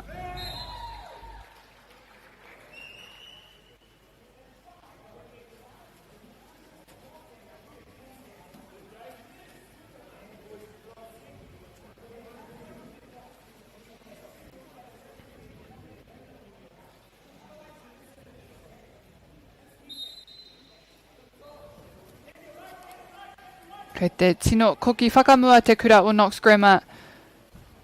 Ko o tautahi tērā. Me whakapau wera i tēnei wā kia whai tō rātou piro tuatahi o te kēmu nei.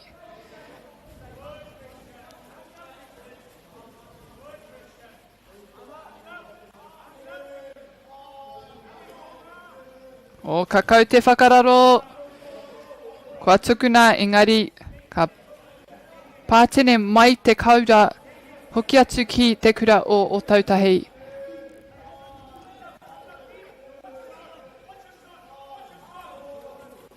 O auwe, ka rawe hoki te hopu kina.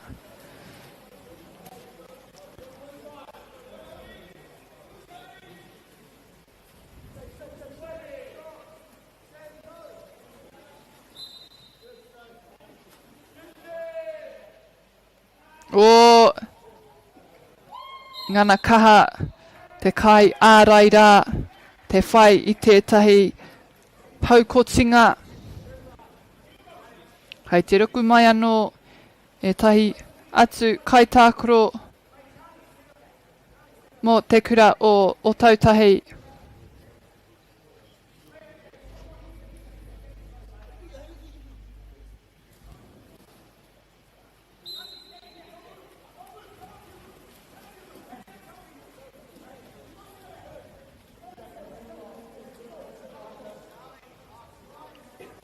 O kei te neke haere ngā kaitākoro kia whakarite anō ki o rātou tūnga. O kua riro mā te kura o tautahi tō rātou. Kai kupenga tuatahi o te kēmu. Ka ia ki te whai taua pōro. Aha kua te whakaro pia. Ia Knox Grammar Care.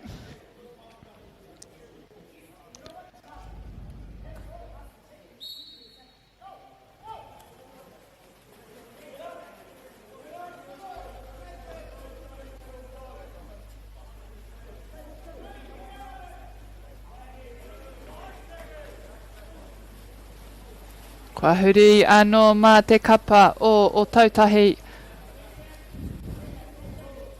Kautai whai ana ngā kaitākoro.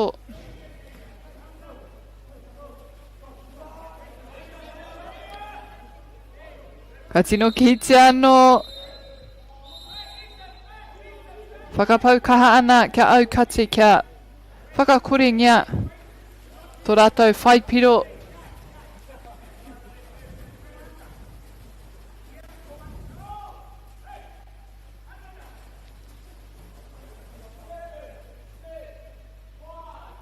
Ka rongo i te kaute, ruahe kona kia whaipiro. Ka whiu, i muri i tōna tuara.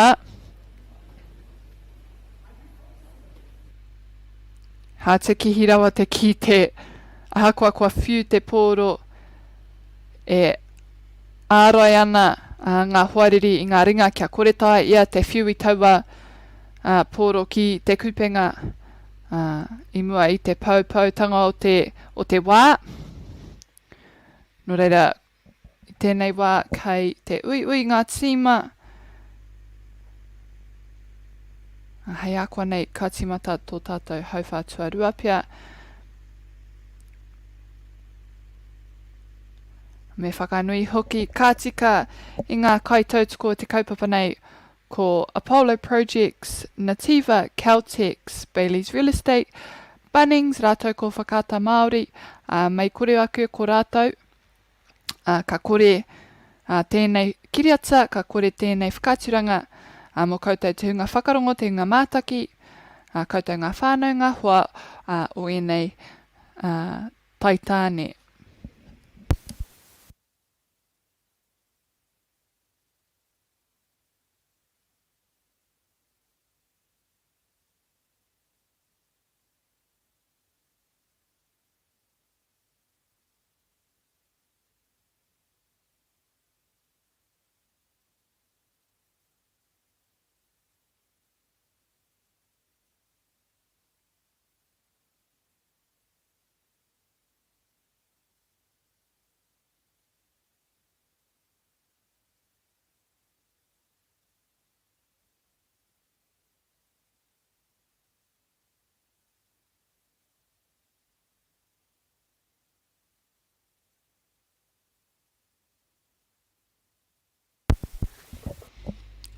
Koira ngā taitāne hoki ana kia timata, hoki ana ki ngā tahataha o te puna kia timata i tēnei haurua tuarua o te kēmu.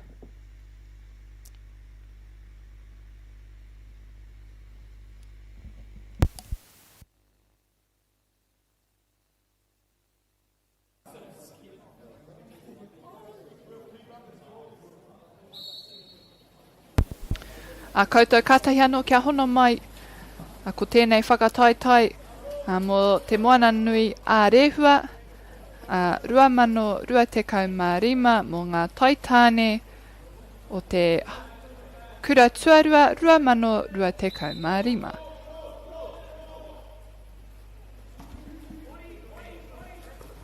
Wei, ka rawe hoki te kite i tērā tuku. Mai tawhiti hoki, kia whai kupenga.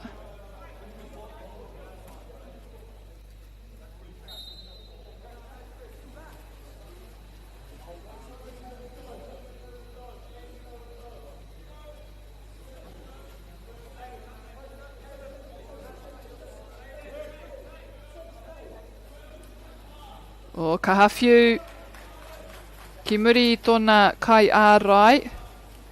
Engari I whai tonu te kura o tautahi. Kei whiara o rātou kai whai piro, kai tuku piro.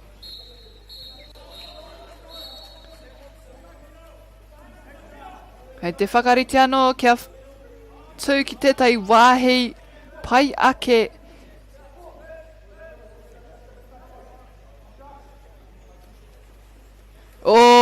I mohio taua huariri I te whiu rātou te poro ki taua kai tākaro ki te taha kia whai taua piro aha kua tērā te taia ia te ārai. No reira kua riro ia o tautahi tō rātou piro tuatoru. Kua tata ngā tatauranga I tēnei wā Knox Grammar whā o tautahi toru.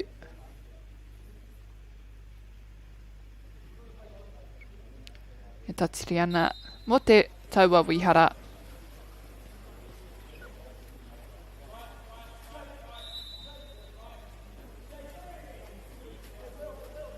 Ka hakau hoi, ka hera te pōro.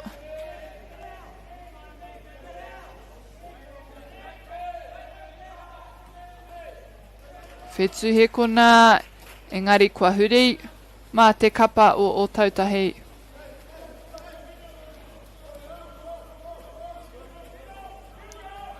Ok, te āhua wātia, engari kaha te kauhoi atu te kapa o Knox Grammar.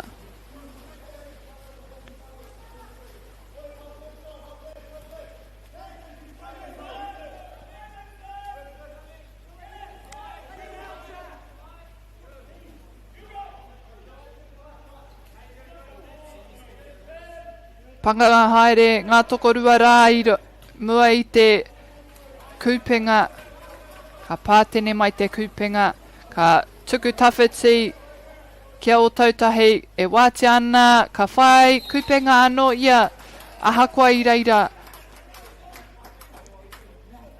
A te kai kuru. Nō reira e rite ana ngā piro i tēnei wā. I wanganui i enei kura. Ka kite pia e tahi tinihanga paku whakatā mo aua tangata, aua taitāne, a katahi anō kia whakapauwera.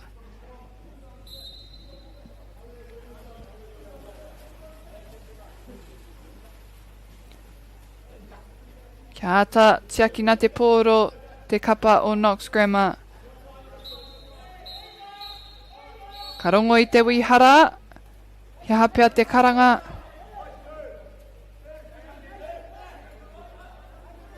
O i reira, ka rawe hoki i reira, ki mua i te kupenga te kapa o Knox Grammar, kia tuku aha koa i reira tō rātou kai ārai.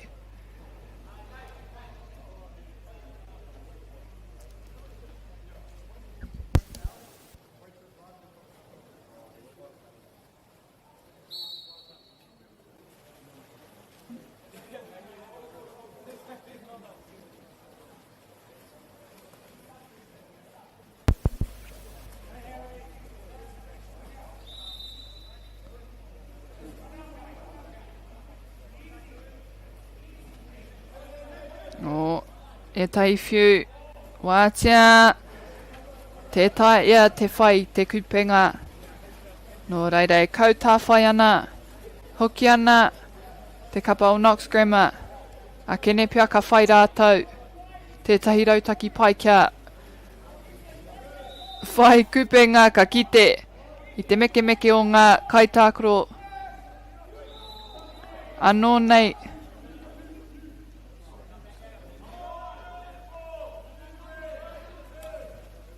ka are he tuku māma mo enei kapa e rua. Kei te whai, kei te pakanga, a ngā tima e rua, ia wā, ka whiu atu taua poro ki tētai atu.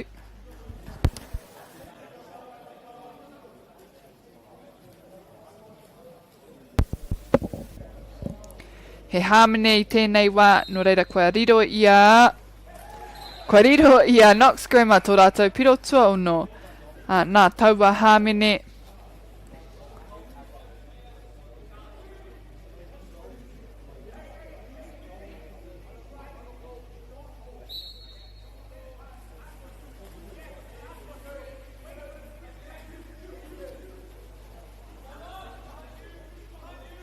O kei te whai ia, kauhoi ana ki te kupenga, a kene pia, ko tana whakapono, māna ake taua kupenga e whai. Engari anō, kua hoki, mā te kapa o tautahe ina nei.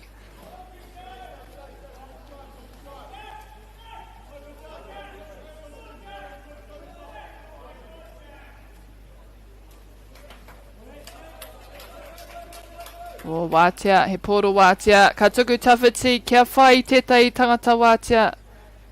Ka taia, neke ana ngā ringa, kia whai tawa piro mo Knox Grammar. He rautaki pai, kua kitea, mai ngā tīma, maha nei te rangi nei. Te whiu tawhiti,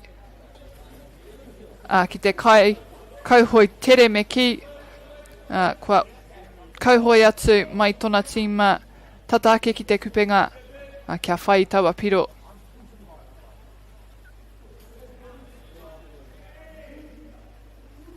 O, aha kua tana ngana, te tae te uru atu ki te kupenga no reira kei o tautahi, he wāhi wātia, mena ka tae te whiu.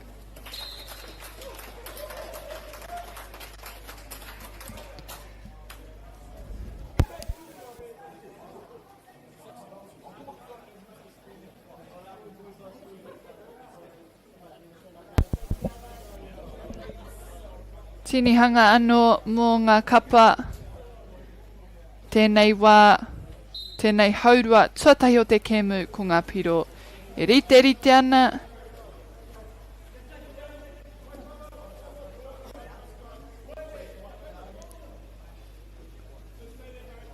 Ngā ringa, kai runga kia aukati kia ārai. I ngā karu.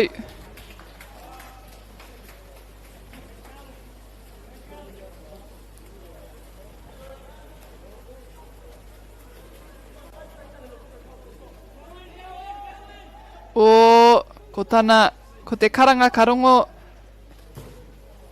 Kauhoi ki mua.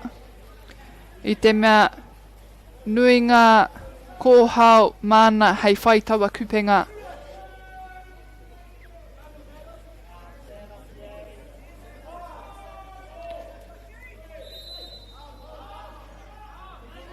Karongo I te kaute, kua ngaro I te pōro. Kua pau te wā. I te hauwha tuarua, aha kua tana ngana ki te whiu I tērā. I riro mā te waitaua pōro, no reira I te mutunga o tō tātou hauwha tuarua, a ko ngā piro Knox Grammar ono, Christchurch Boys ono. Rite ana ngā piro I Wanganui I nei kura, a no reira mautonu mai, a kua nei tātou ka timata tō tātou hauwha tuatoru o te kēmu nei.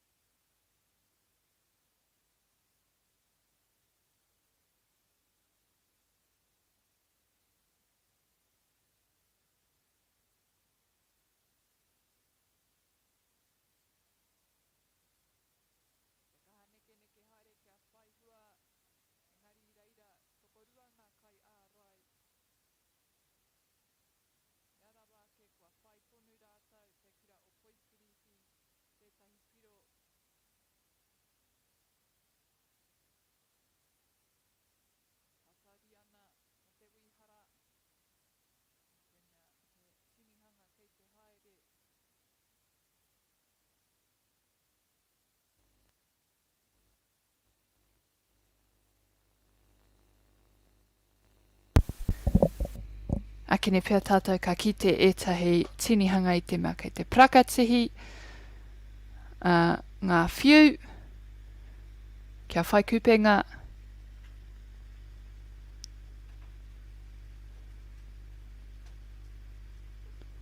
I mua I te timatanga o tēnei hauwha tuatoru.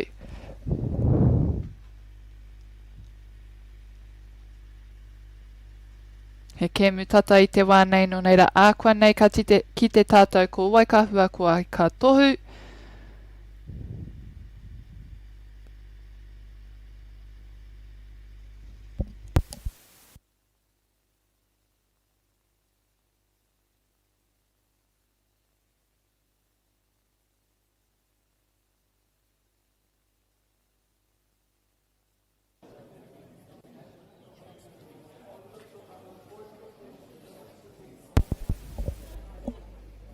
Kua ruku ki ngā kaitākaro katoa. Koira ka rongo te pere.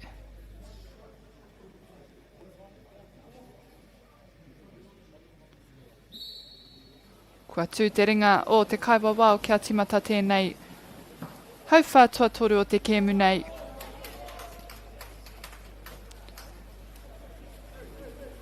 Nā, ko o tautahi tērā. Kia rātou te pōro. Kātahi anō kia timata tēnei hauwha tuatoru a kua riro I a rātou. Rua te kauhinga kōna pia I roto I tēnei hauwha. Kua whai tō rātou piro tuatai o te hauwha tuatoru. E hara I te mea he kemu, he hakina kina, māma tēnei i te mea me ngana ki te kauhoi, me ngana ki te whiupōro, ko tai te ringa.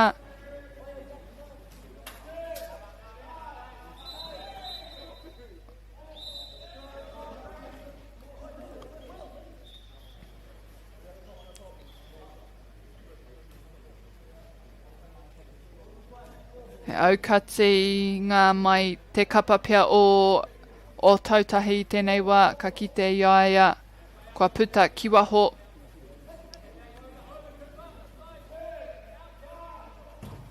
Kārawe hoki te aukati te ārai mai te kai karo.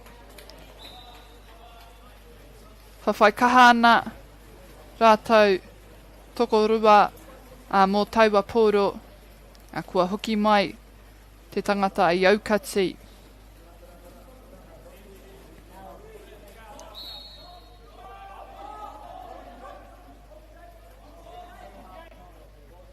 Ko te mea matua kia kaua e ārai kia kaua e whakakorengia te pōro i mua i te hopunga. Engari i ētai wā ka kite tērā.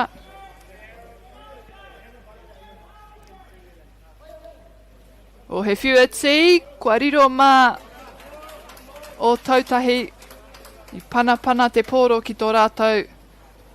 Kai ārai, mana ake e whiu i te mea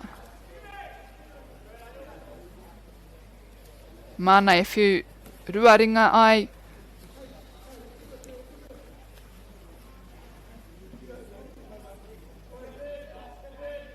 Ringa ki runga aukati kia ārai ngā karu mai te kupenga.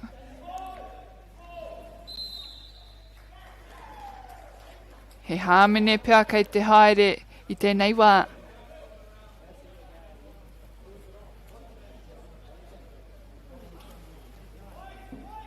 E tika ana mā te kura o Knox Grammar tēnei tuku wātia atu rawa kia rātou te kura o Knox Grammar kia whai tō rātou piro tuatahi o tēnei hau whā.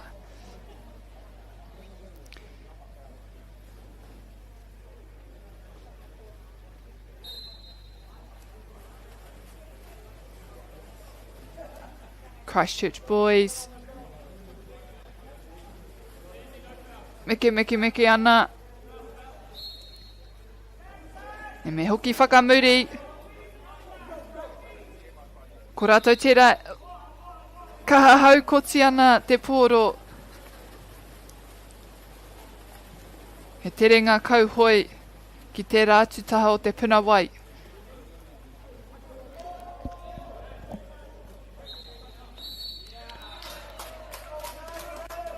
He hāmene anō, kua huri te pōro mā te kura o tautahi.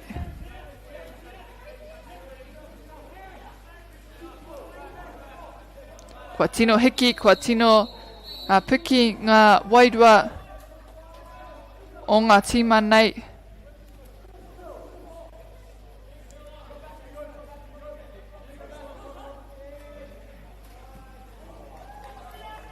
Te tae te whai taua kupenga mā te kai ārai i nai nei.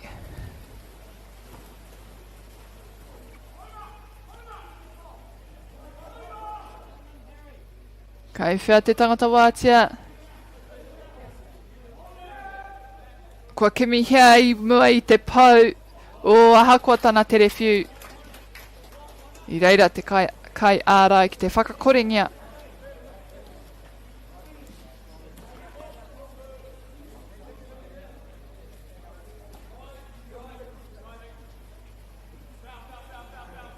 O tautahi āta whakamātauria ana. Ka puta whakawaho no reira kei a Knox Grammar.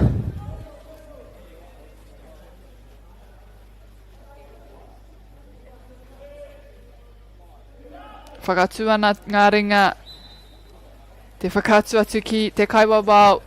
E harako au. Ka reo mo te pā I taku hoariri.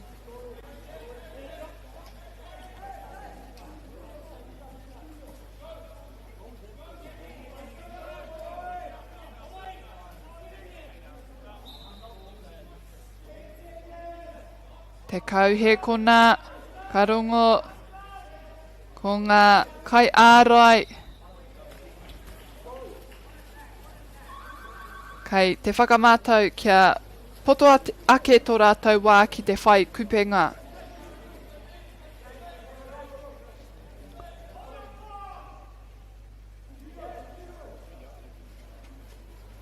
O ake ne pakati I te tahi huringa o te pōro.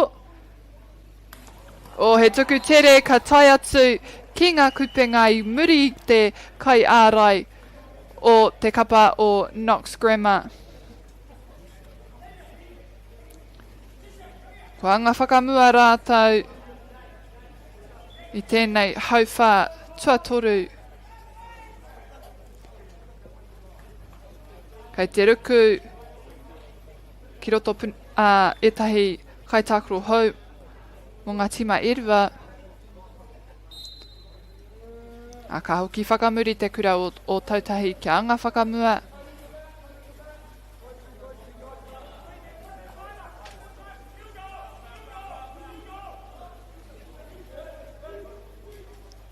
A taneke neke ka hate ka hopu. Ka rawe hoki te hopu mā te kotahiringa. I āia. I te wā, I reira tōna hoariri, tino tere te haere. Kia whai tētai wāhi wātia, tētai tangata wātia. A kene pia ka ki te mā rātou te tahi hāmene.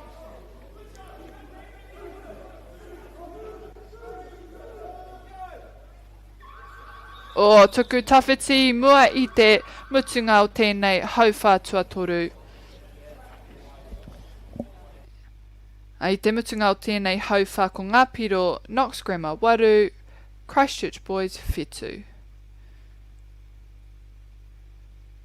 Kia mau tonu mai e te iwi, a akua nei ka timata tātou tō tātou hauwha whakamutunga o te kēmu nei. A he pai te ki te kaha tākoro tā ia tima. Kua tere mai te timatanga mai te tainoa ki tēnei wahanga o te kēmu, te kaha pakanga. E hara I te mea he māma noa iho te whai kupenga. No reira, ai, akua nei tātou ka ki te kōwai kahua I te mutunga o tēnei hauwha.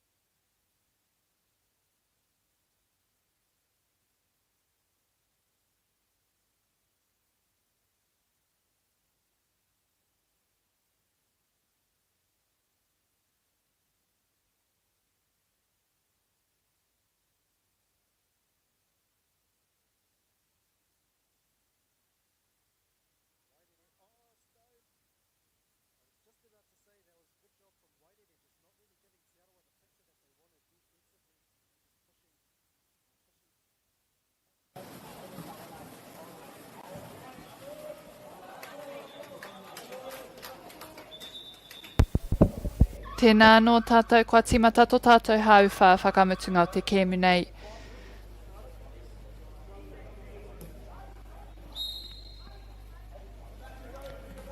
I te wā nei kei Christchurch Boys te pōro.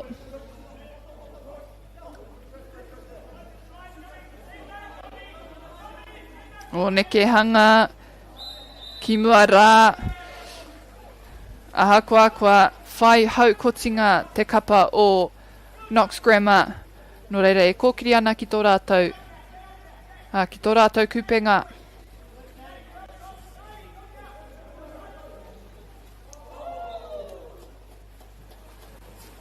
Pai rawa atu te arai pia te take I whiu nui nei ki waho o te puna. O mā o tautahi anō e ki māku hoki tērā e tuku engari ka re kua whai hua.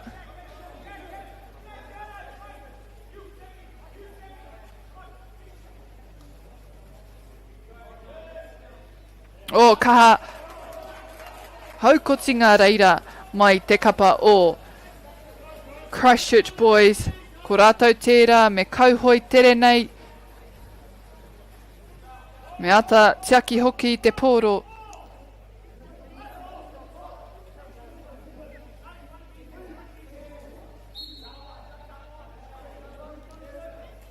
O pai rawa te taima o te kai āraira. I mohio pai ia ahia kia peke. Kia whakakore ngia I taua kupenga.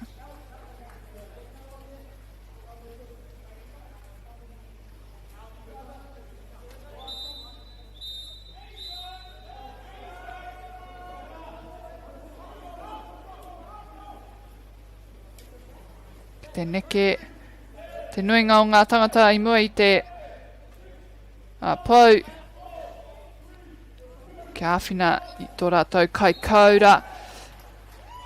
Ki taku whakapono kua riro I a Knox Grammar tō rātou piro tua ono. I te wā āhua rangirua pia ngā kaitākuro. Ihia te pōro āhia ka tuku.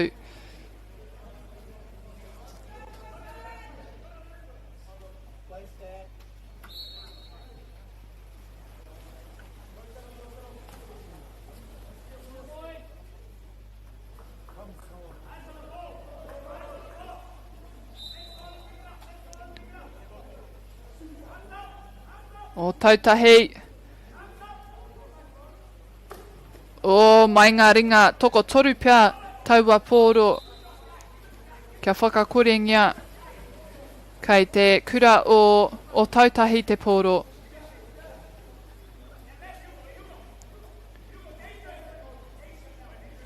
Ngā tangata o Wainganui e kaha meke meke ana mo te tūnga. O kua wātia nā te nuku o taua tōna hoa, engari kua pā e te ringa o Knox Grammar.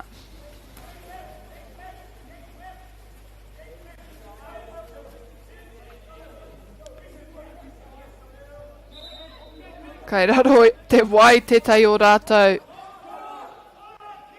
O tautahi kua wātia ake, engari kua whakakorengia te kura o Knox Grammar anō.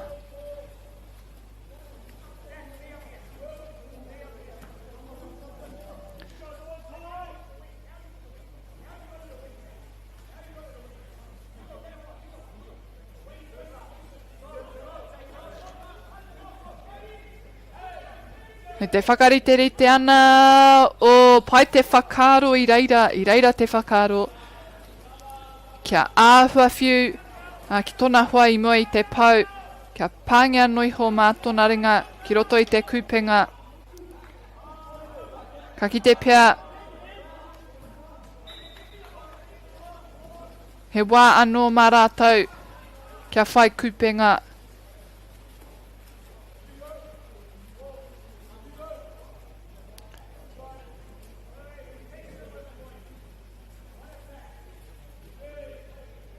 He rautaki anō pia kei te haere mo enei kapa.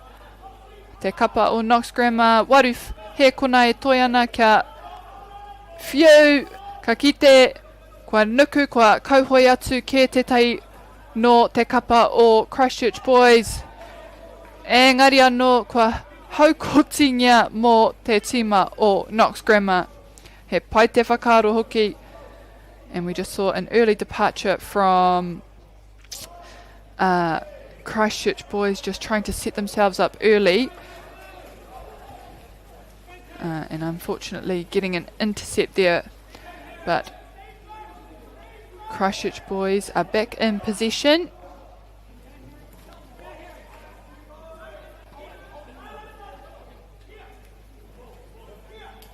And turned over now for Knox Grammar.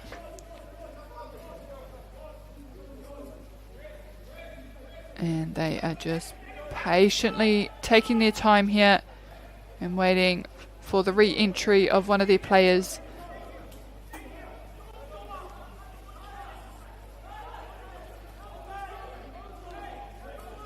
Oh, and a bit of a scuffle in the water there, just really trying to stop their opponent from catching that ball. It's a quick offload and well defended there by the goalie for Knox Grammar. And the setup is quite spread out now, so hopefully Knox Grammar can find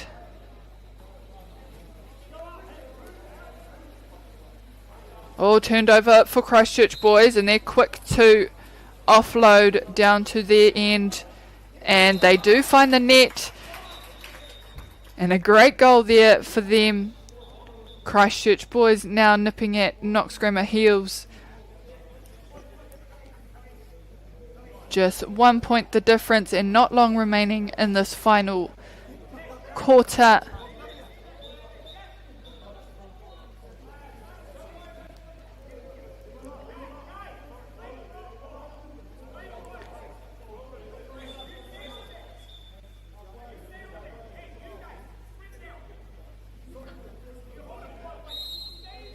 And there we have the whistle to just commence play. And just killing time there, I think, the goalie.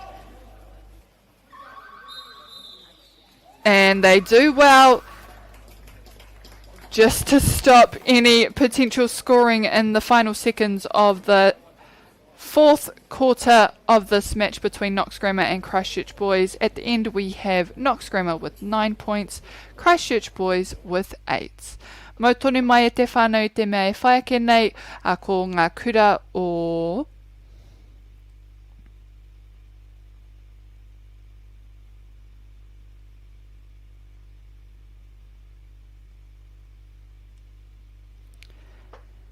Hamilton boys me Shore School. So up and coming here in this pool we have Hamilton boys versus Shore School.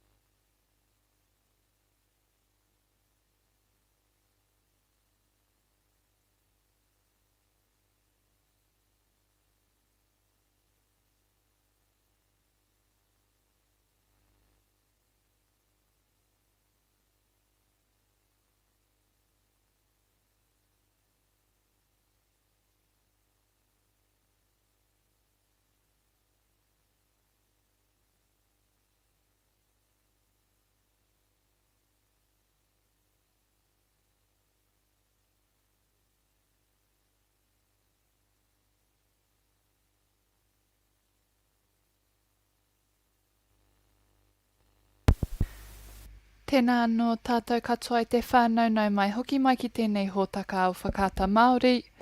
E whai ake ko ngā kura o Shore School rātou ko Hamilton Boys High. Welcome back everyone to this hōtaka, this broadcast brought to you by Whakata Māori. Up next we have Shore School versus Hamilton Boys High. Koe nei hoki te kemu whakamutunga o te rangi nei. So this is the final game in this pool for today. Koe nei hoki te whakataitai o te moana nui a rehua, 2,215 mō ngā taitane.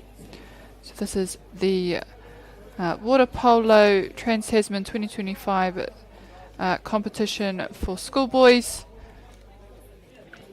Kei Tāmaki Makaurau tēnei tōna mana e tuana. So this tournament is taking place at Westlake Boys High School in Tāmaki Makaurau. Kua ruku atu ngā taitane ki ro puna wai. Nō reira, koira te wihara hei timata I tō tātou. Hau whātuatahi ko Hamilton Boys e mau anei ngā pōtai whiro, Shore School, kei a rātou ngā pōtai mā.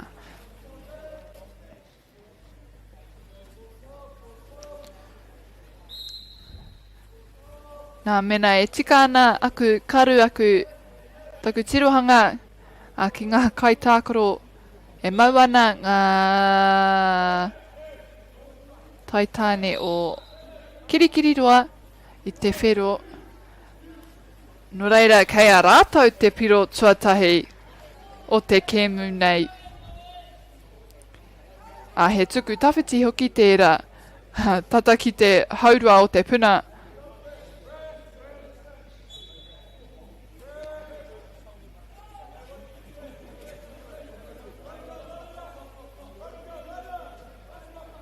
Ko tahi te ringa ka toro, kia puritia te pōro, ko tērā atu ringa. Kei te pana atu tō hoariri. Kia kore ia e tango te pōro mai o ringa.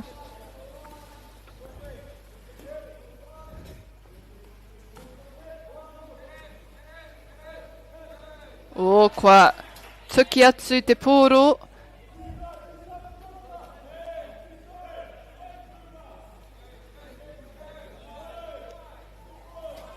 Kua whai te pōro te kai ārai.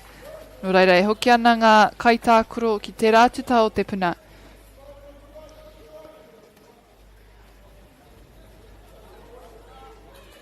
Meke ana te tokorua rā.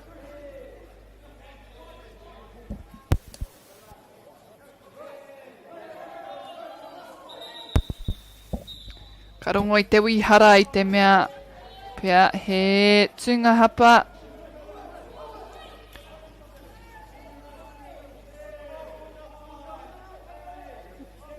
Whetu he kona kia whai kupenga. He whiu kaha tērā. E naha kua tērā kua puta ki waho. Mena kua au tērā te kai ārai. Ka kore au e pai kia whai. Kia whiu tētahi taua pōro. Ki ahau me taua kaha.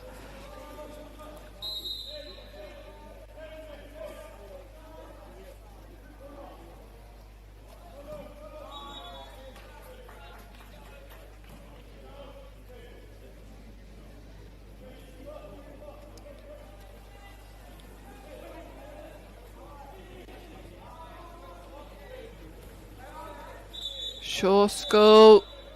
Pea kia rātou te pōro I tēnei wā.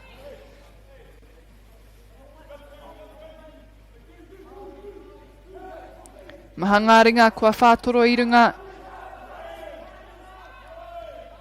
Te kauhe kona. Whiu kaha kua pā. Te taha o te kaura. Nō reira, mā te kura o Kirikiriroa. Ka tuku tere nei.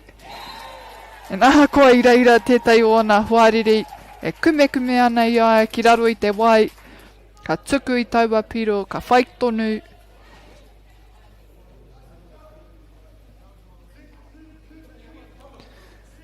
Reira, kei kirikiri roa tō rātou pirotua o te kēmu.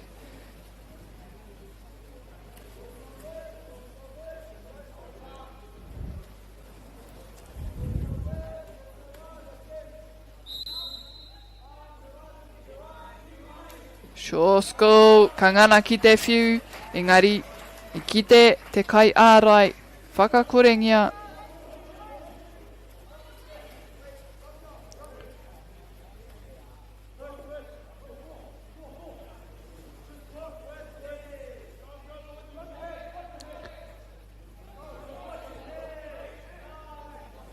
Waruhe kona kia whiu atu.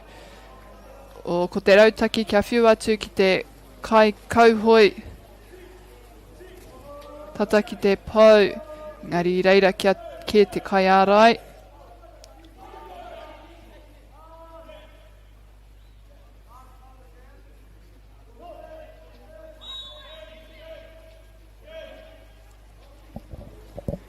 Oh, whai muri i tōna tuara. He pukenga rau tērā te kura o Shore School. Kāre ia me huritana tinana. And a back flick there from Shore School and a nice skill. Just being able to flick it out the back and requiring your goalie just to be all the more aware of what's going on.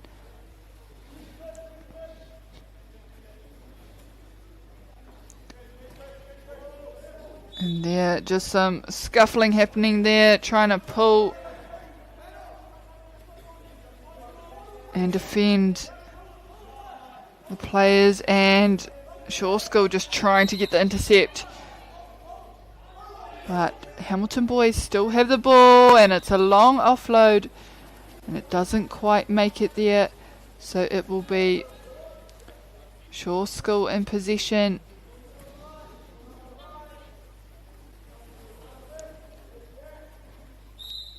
And the ball just flicking out the back. Popped over just in front of the post. Te taia hoki ia te whai kupenga.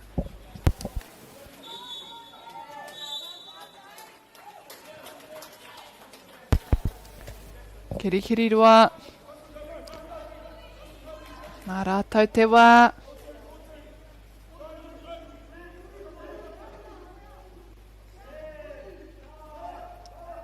Waruhe kona.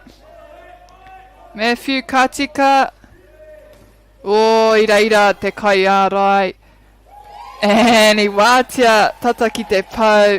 Ka rongo i te hikaka.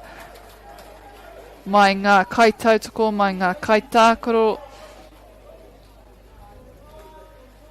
Hamilton boys just popping that over to one of the players by the post.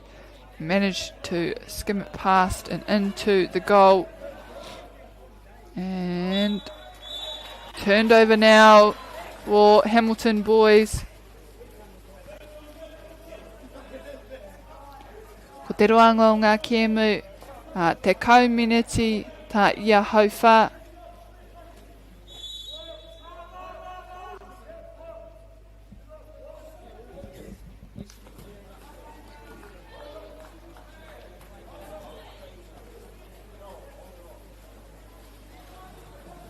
And Hamilton boys getting straight back on defence quickly inside.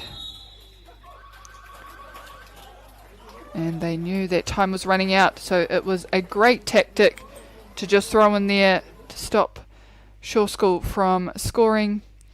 And at the end of our first quarter, we have Shore School with 1 and Hamilton boys high with 2.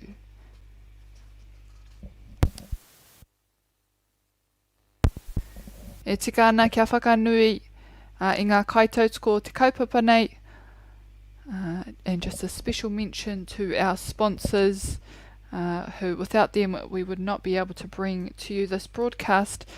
And that is Whakata Māori, Bunnings, Bailey's Real Estate, Caltex, Nativa and Apollo Projects, who not only support this kaupapa but many sports throughout Aotearoa and many kura throughout Aotearoa to enable rangatahi with the opportunity to compete and to contribute in whichever form there is in sports. No reira he kaupapa tino whakahirahira mo ngā rangatahi Māori, ngā rangatahi Pākehā rātou katoa.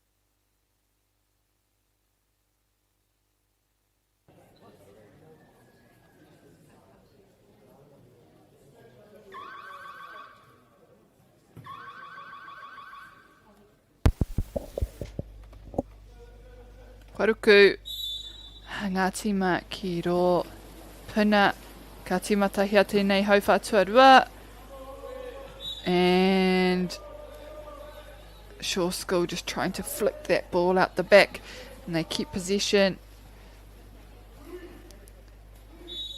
Ka ārai te kapa o Kirikiri roa.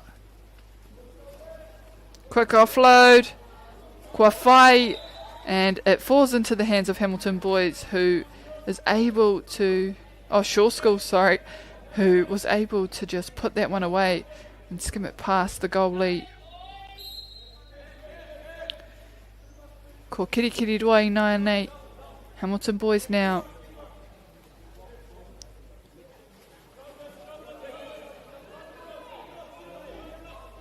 And just trying to find a good setup, but defensively, a lot of commotion happening. And kaere tino mohio, and they did. They got it in there in the end. Floated around for a bit there, but I ruku atu.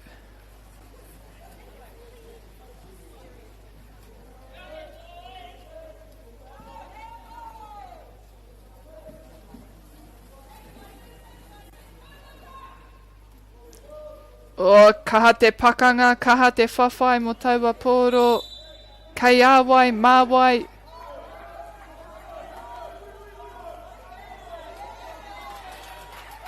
And turned over for Hamilton Boys, and that was great defence there for them. And already we see half the team were already swimming back to their goal end.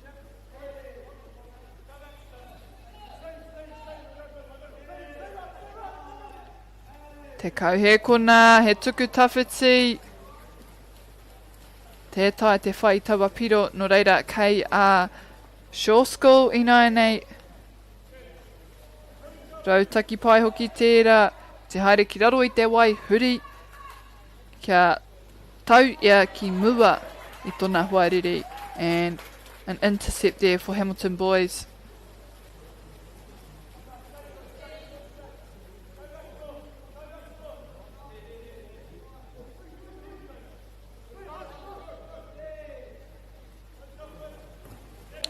And off the fingertips of Shore School. And I think it remains with Boys High.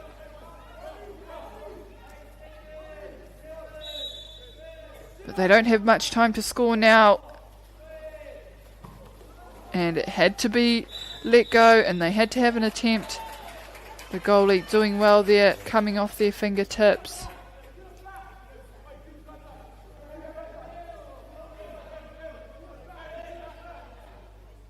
He tūnga hapa pia no reira mā te kura o Kirikiri roa e timata anō tō rātou whai kupenga.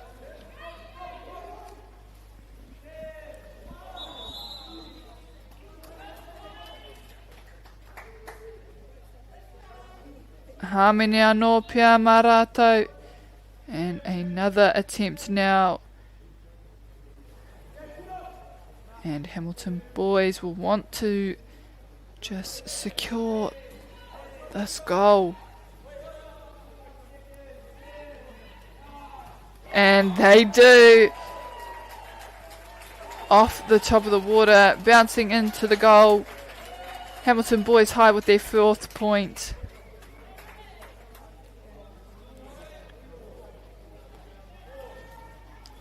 Ka ki tētahi tangata hou e ruku ana ki te puna mā rātou hoa e whakatā.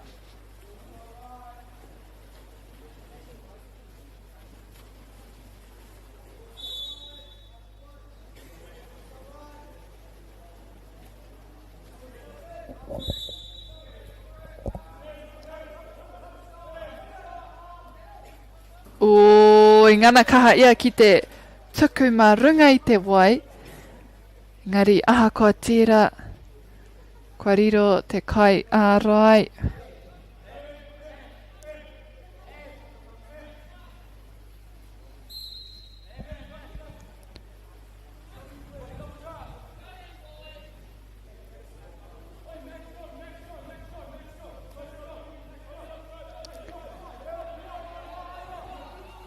Ko wātia tētahi I te tahara.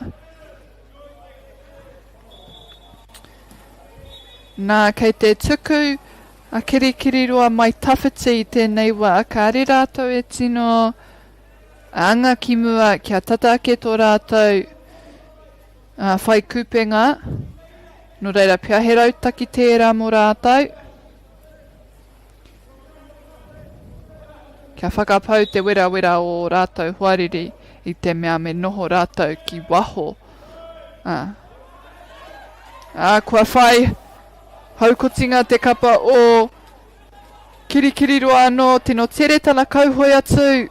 Ko ia ana ke toko toru ngā kai ārai I te whai haere iaia.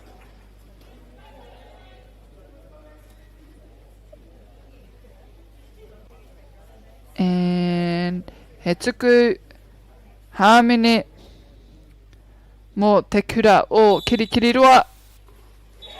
And it pulls off as well for Hamilton boys, just getting a penalty shot there to secure their 5th point of this match.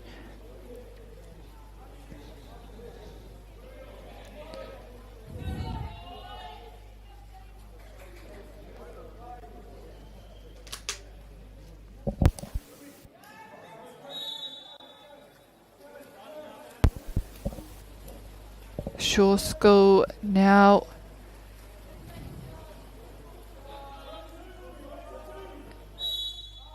and strong defence from Hamilton boys,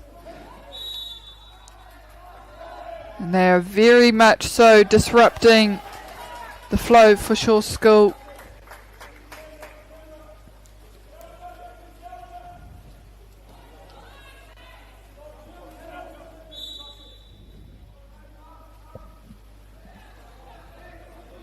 Kirikiri roa o ka whiu, engari kua pāmai tētahi o te kura o Shaw School.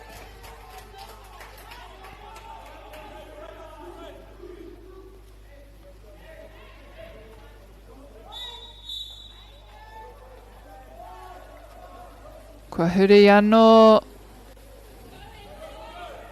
kei a Shaw School te pōro. Ka ha whawhai, ka ha meke haere mo taua pōro.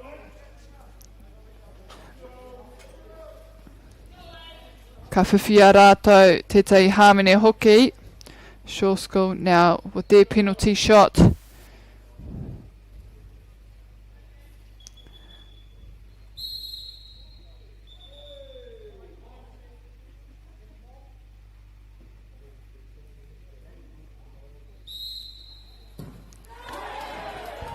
Hikaka ana te karanga, ka are rātou I whai piro mai tērā hāmene.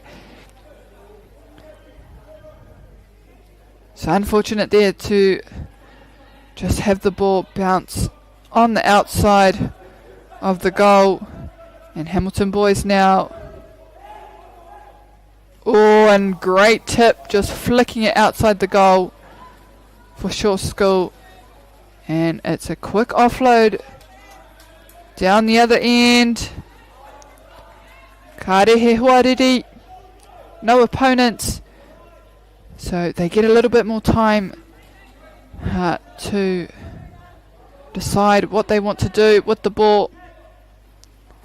And great read, just letting that soft one fall into the ball, fall into the goal there for Shore School.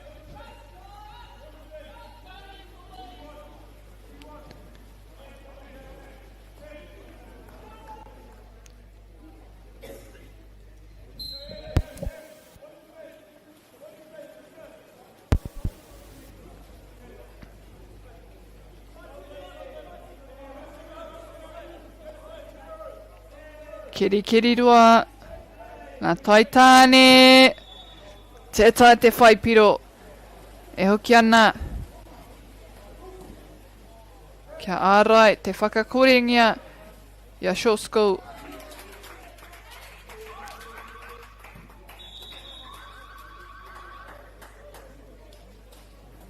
Nā kua pau te wai tēnei hauwha tuarua, a ko ngā piro Shore School, whā Hamilton Boys High rima. Tata tonu ngā tatauranga, anō reira, ka kite kōwai te tīma, ka tino pirangi, kia Wikitoria, i ngā miniti tata nei. Nō reira, e te whānau, mau tonu mai.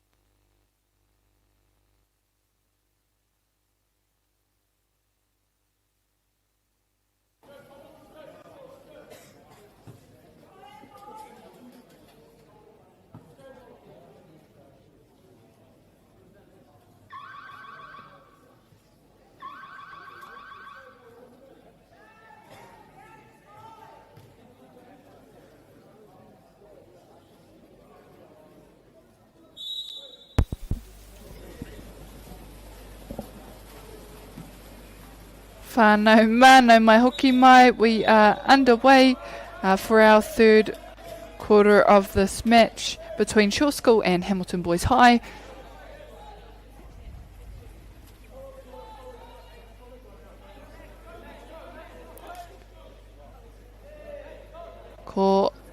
Hamilton Boys High tērā e mauana ngā pōtai whero ko Shaw School e mauana i ngā pōtai kahurangi. I te wānei ko Hamilton Boys kia rātou te pōro. Tokomaha ngā tangata kei wainga nui i mua i te pau. Nō reira, mā rātou ngā kaituku, te whai wāhi wātia, ki ro kupenga.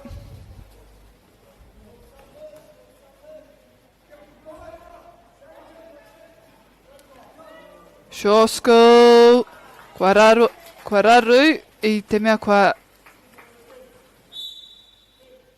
riro mā Hamilton Boys te pōro.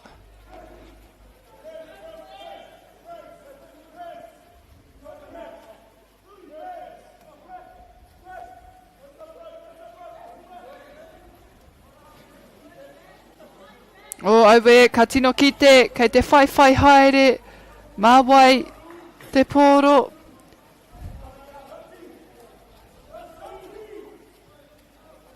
Shaw School.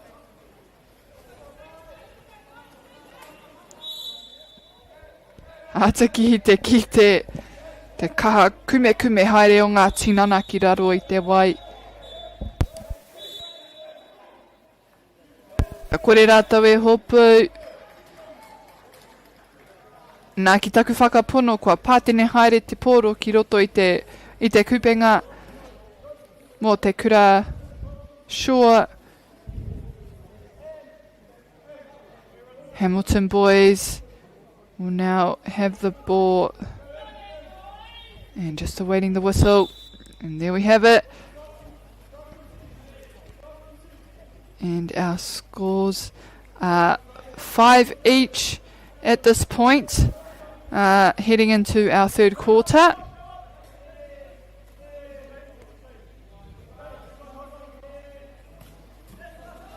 And quite a few hands there.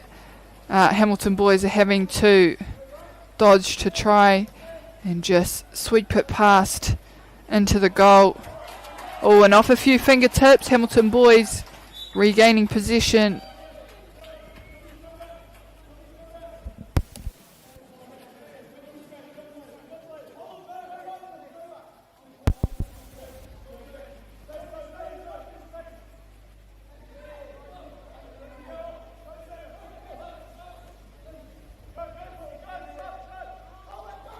Oh, and a close one, but not quite close enough.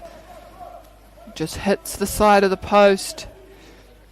And Shaw School now. And they've been doing well just to stop Hamilton Boys from being able to push that ball through the nets, just having multiple people sitting in front of their goalpost.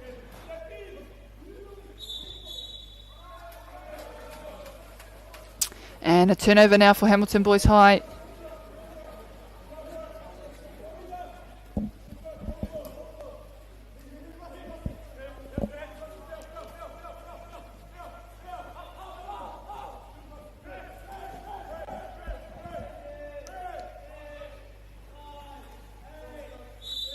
And the clock is ticking down. And they just had to let it go. And it's well read by the goalie. Shaw School. Oh, and they may have a shot here just to swing it past. Oh, off the fingertips of Hamilton Boys, and they regain possession now.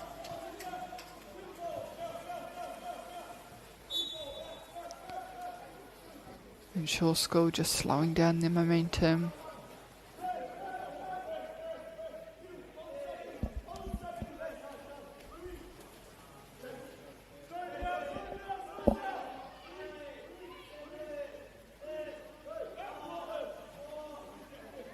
Ua hoki mana te whai, te whiu.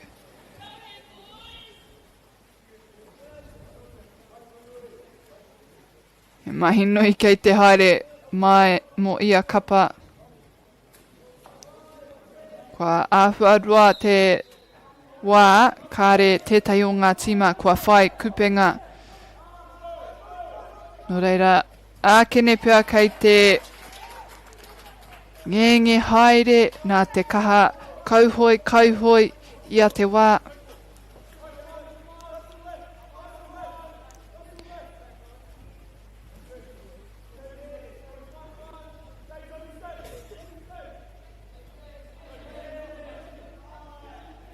Ooh.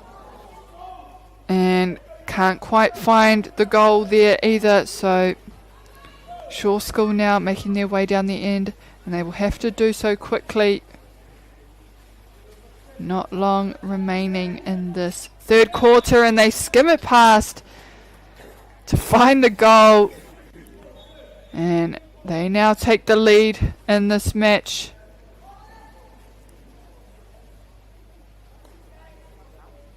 We see a few changes happening for both sides.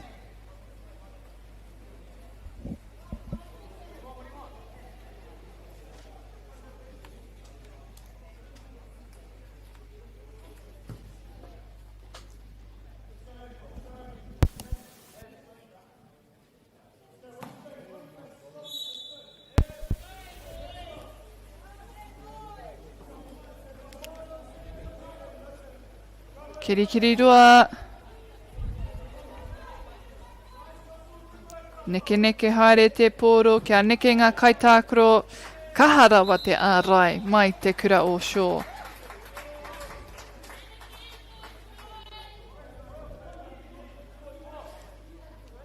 And the goalie for Shaw School just doing an amazing job to stop Boys High from scoring. I think they've had a few attempts now and haven't been successful yet, so they are still with possession. We'll see what they come up with.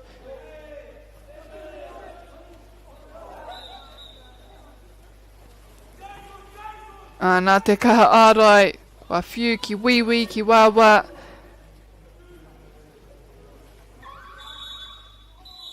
And that'll be the bell to conclude the third quarter of this game. Ko ngā piro i te mutunga o tēnei hau toru. Hau whātua toru. Ko Shaw School ono, Hamilton Boys High rima. Mau tonu mai te mea ākua nei. Ka timatahia tō tātou hau whakamutunga. Koe nei hoki te kēmu whakamutunga mo te rangi nei. Nō reira kaua e haere tawhiti.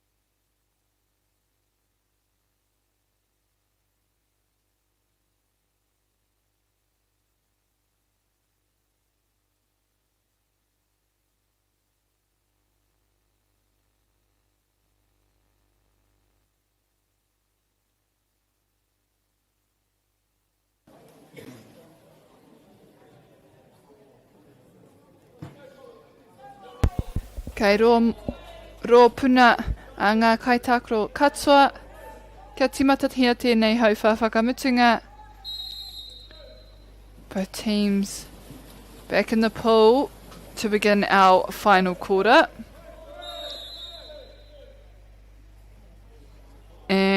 And it will be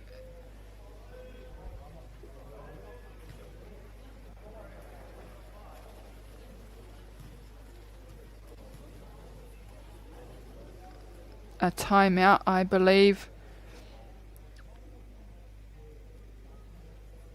Ake ne pia he rautaki tērā, mo te kurara.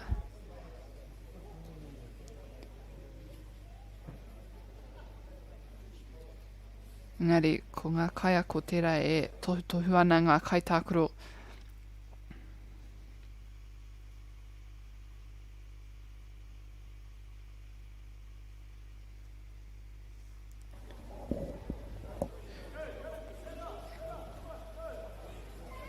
And Shaw School will be in possession to commence this last quarter, final quarter.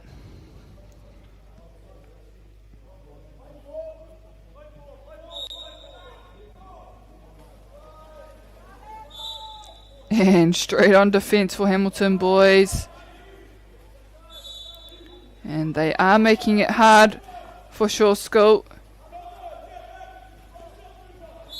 to just get that ball and release it, and we have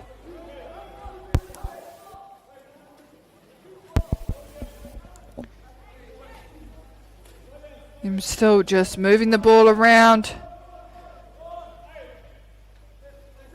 trying to find an opening.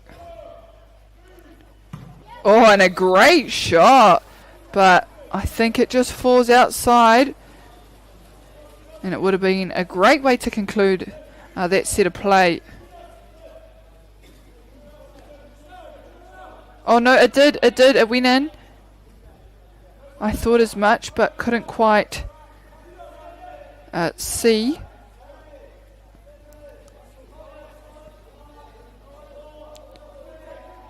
And they need to be quick now.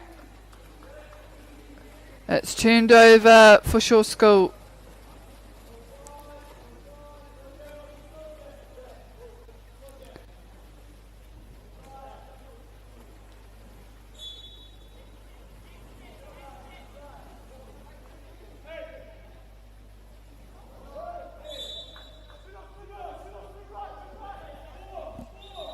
Kei awai te pōro. Uahua tawhiti. Kei te whaitana huariri aia. Ka huri te pōro. Tuku tawhiti. Rawe hoki te hopu. And a great catch. Just swimming backwards. And a long shot there. And I think it went through for Hamilton boys. And a great shot. Just a quick offload. Past the goalie.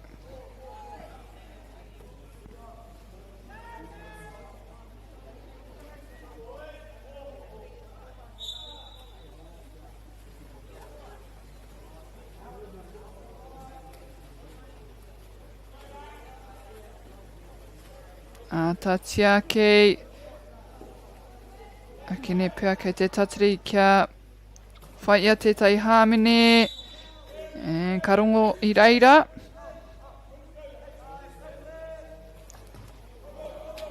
And Shaw School 2 just bounced that one past, skimming it off the water into the goal.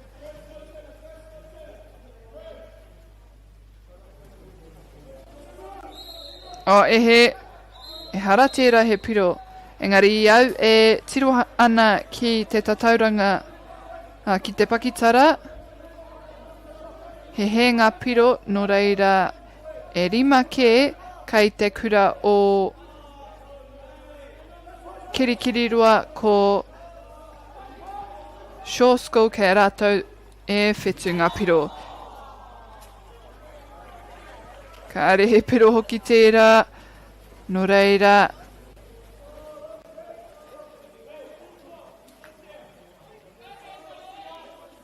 Shaw School.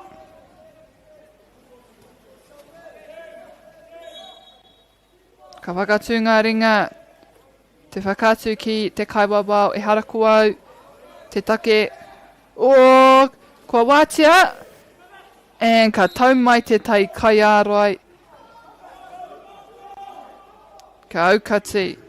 Ka pāngia te ringa o kiri rua.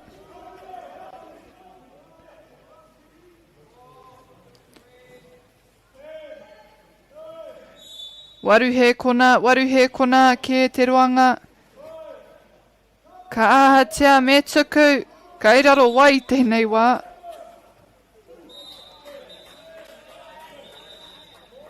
Ka whai wā anō rātou.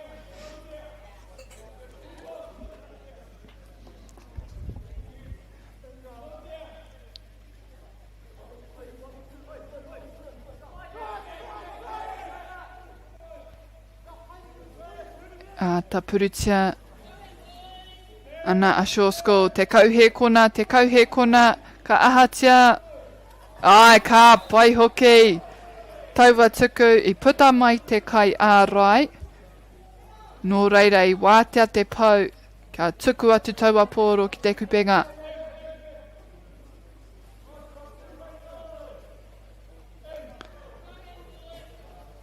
Kua anga whakamua te kura o Shore.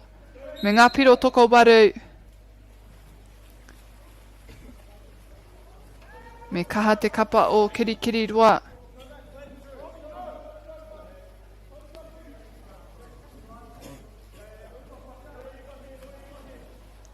Neke ana te pōro. Kua whai mā Shore School. Tonu.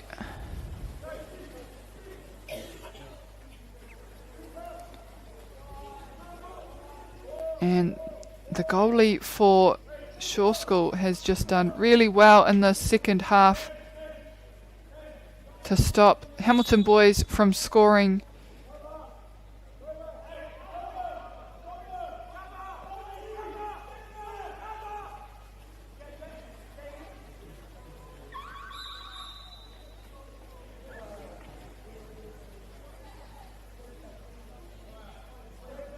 And again, will he be able to stop them this time? Okay, a kiri roa.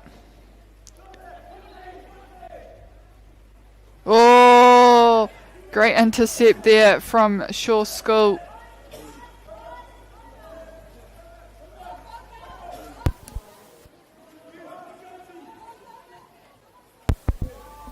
And strong defense, popped over.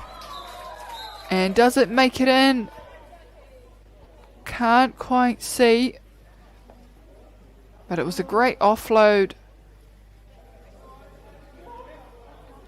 And a penalty shot for Shore School now, I believe. And nicely bouncing into the net. And that will give them 9 points. With just a few minutes remaining.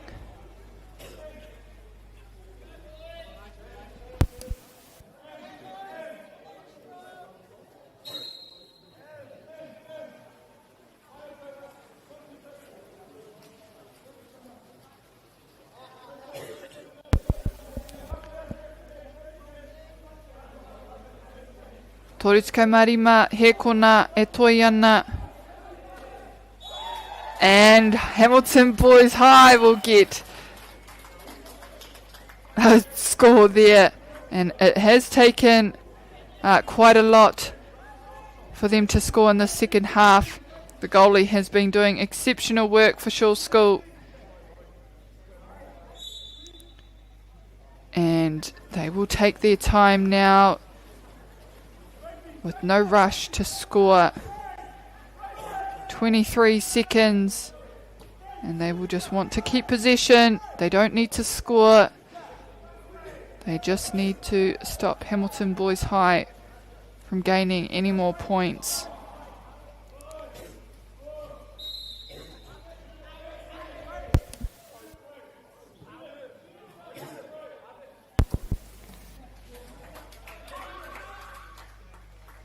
And a long offload just to let the ball go, and it needed to be done.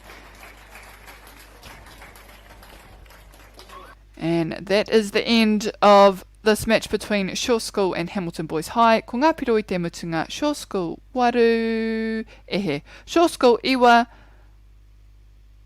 Hamilton Boys High rima. A koira hoki tāku mo te rangi nei, koutou te hunga whakarongo, te hunga mātaki, kia haumaru tō koutou hoki atu ki o koutou kainga, hei a pōpō he rā anō, no reira. Hoki mai hei a pōpō ki te mātaki, ki te tautoko, I enei kai tākoro, mo te rangi tuarima, o tēnei whakataitai, te moana nui a rehua, 2025.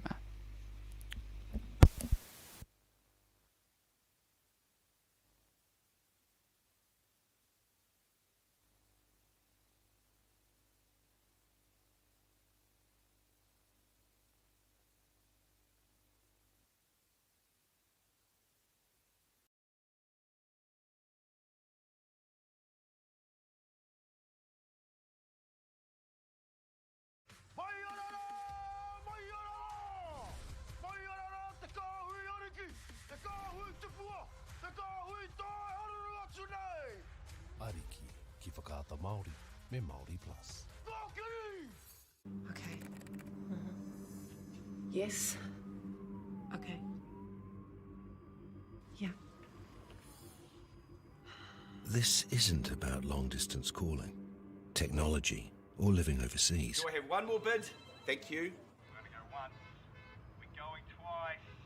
And we are sold to the Kiwi phone bidder from Manchester.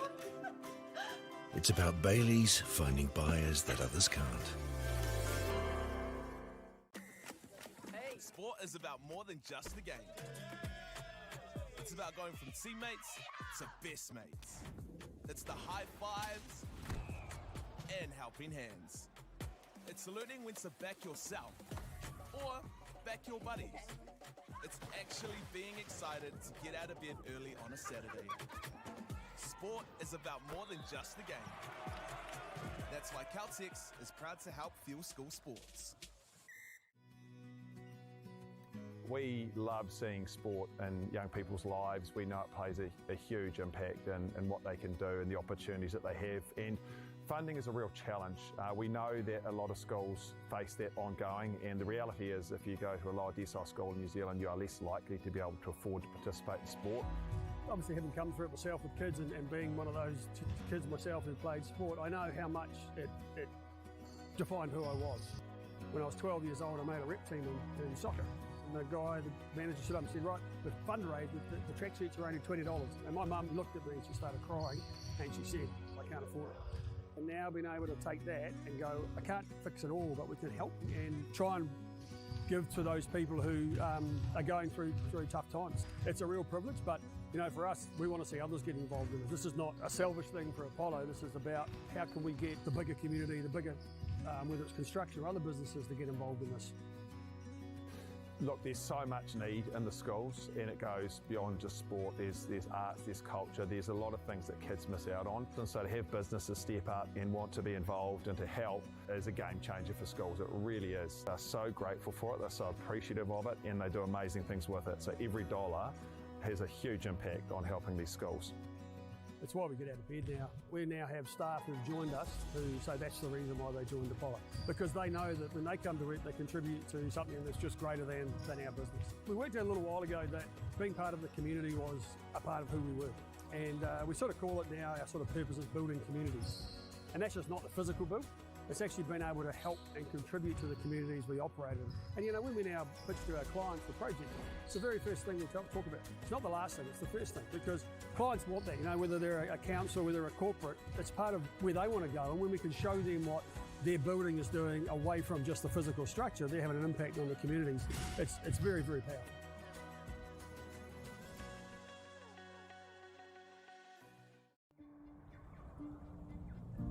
It's time for action.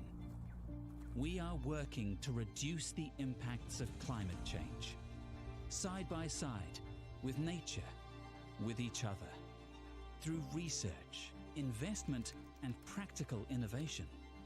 Because nature is not a resource, it's a collaborator. Nativa, leading with nature. Girls are twice as likely to drop out of sport. That's why 2 Degrees is committed to fighting for fair for women and girls in sport at every level. Get your Support Her merch and keep her in the game. Get the Māori Plus app. Download now on Google Play or the App Store with exclusive viewings and 100% ad-free. Quite like top tier. Watch us anywhere, anytime. Make Māori Plus your mate and stream now.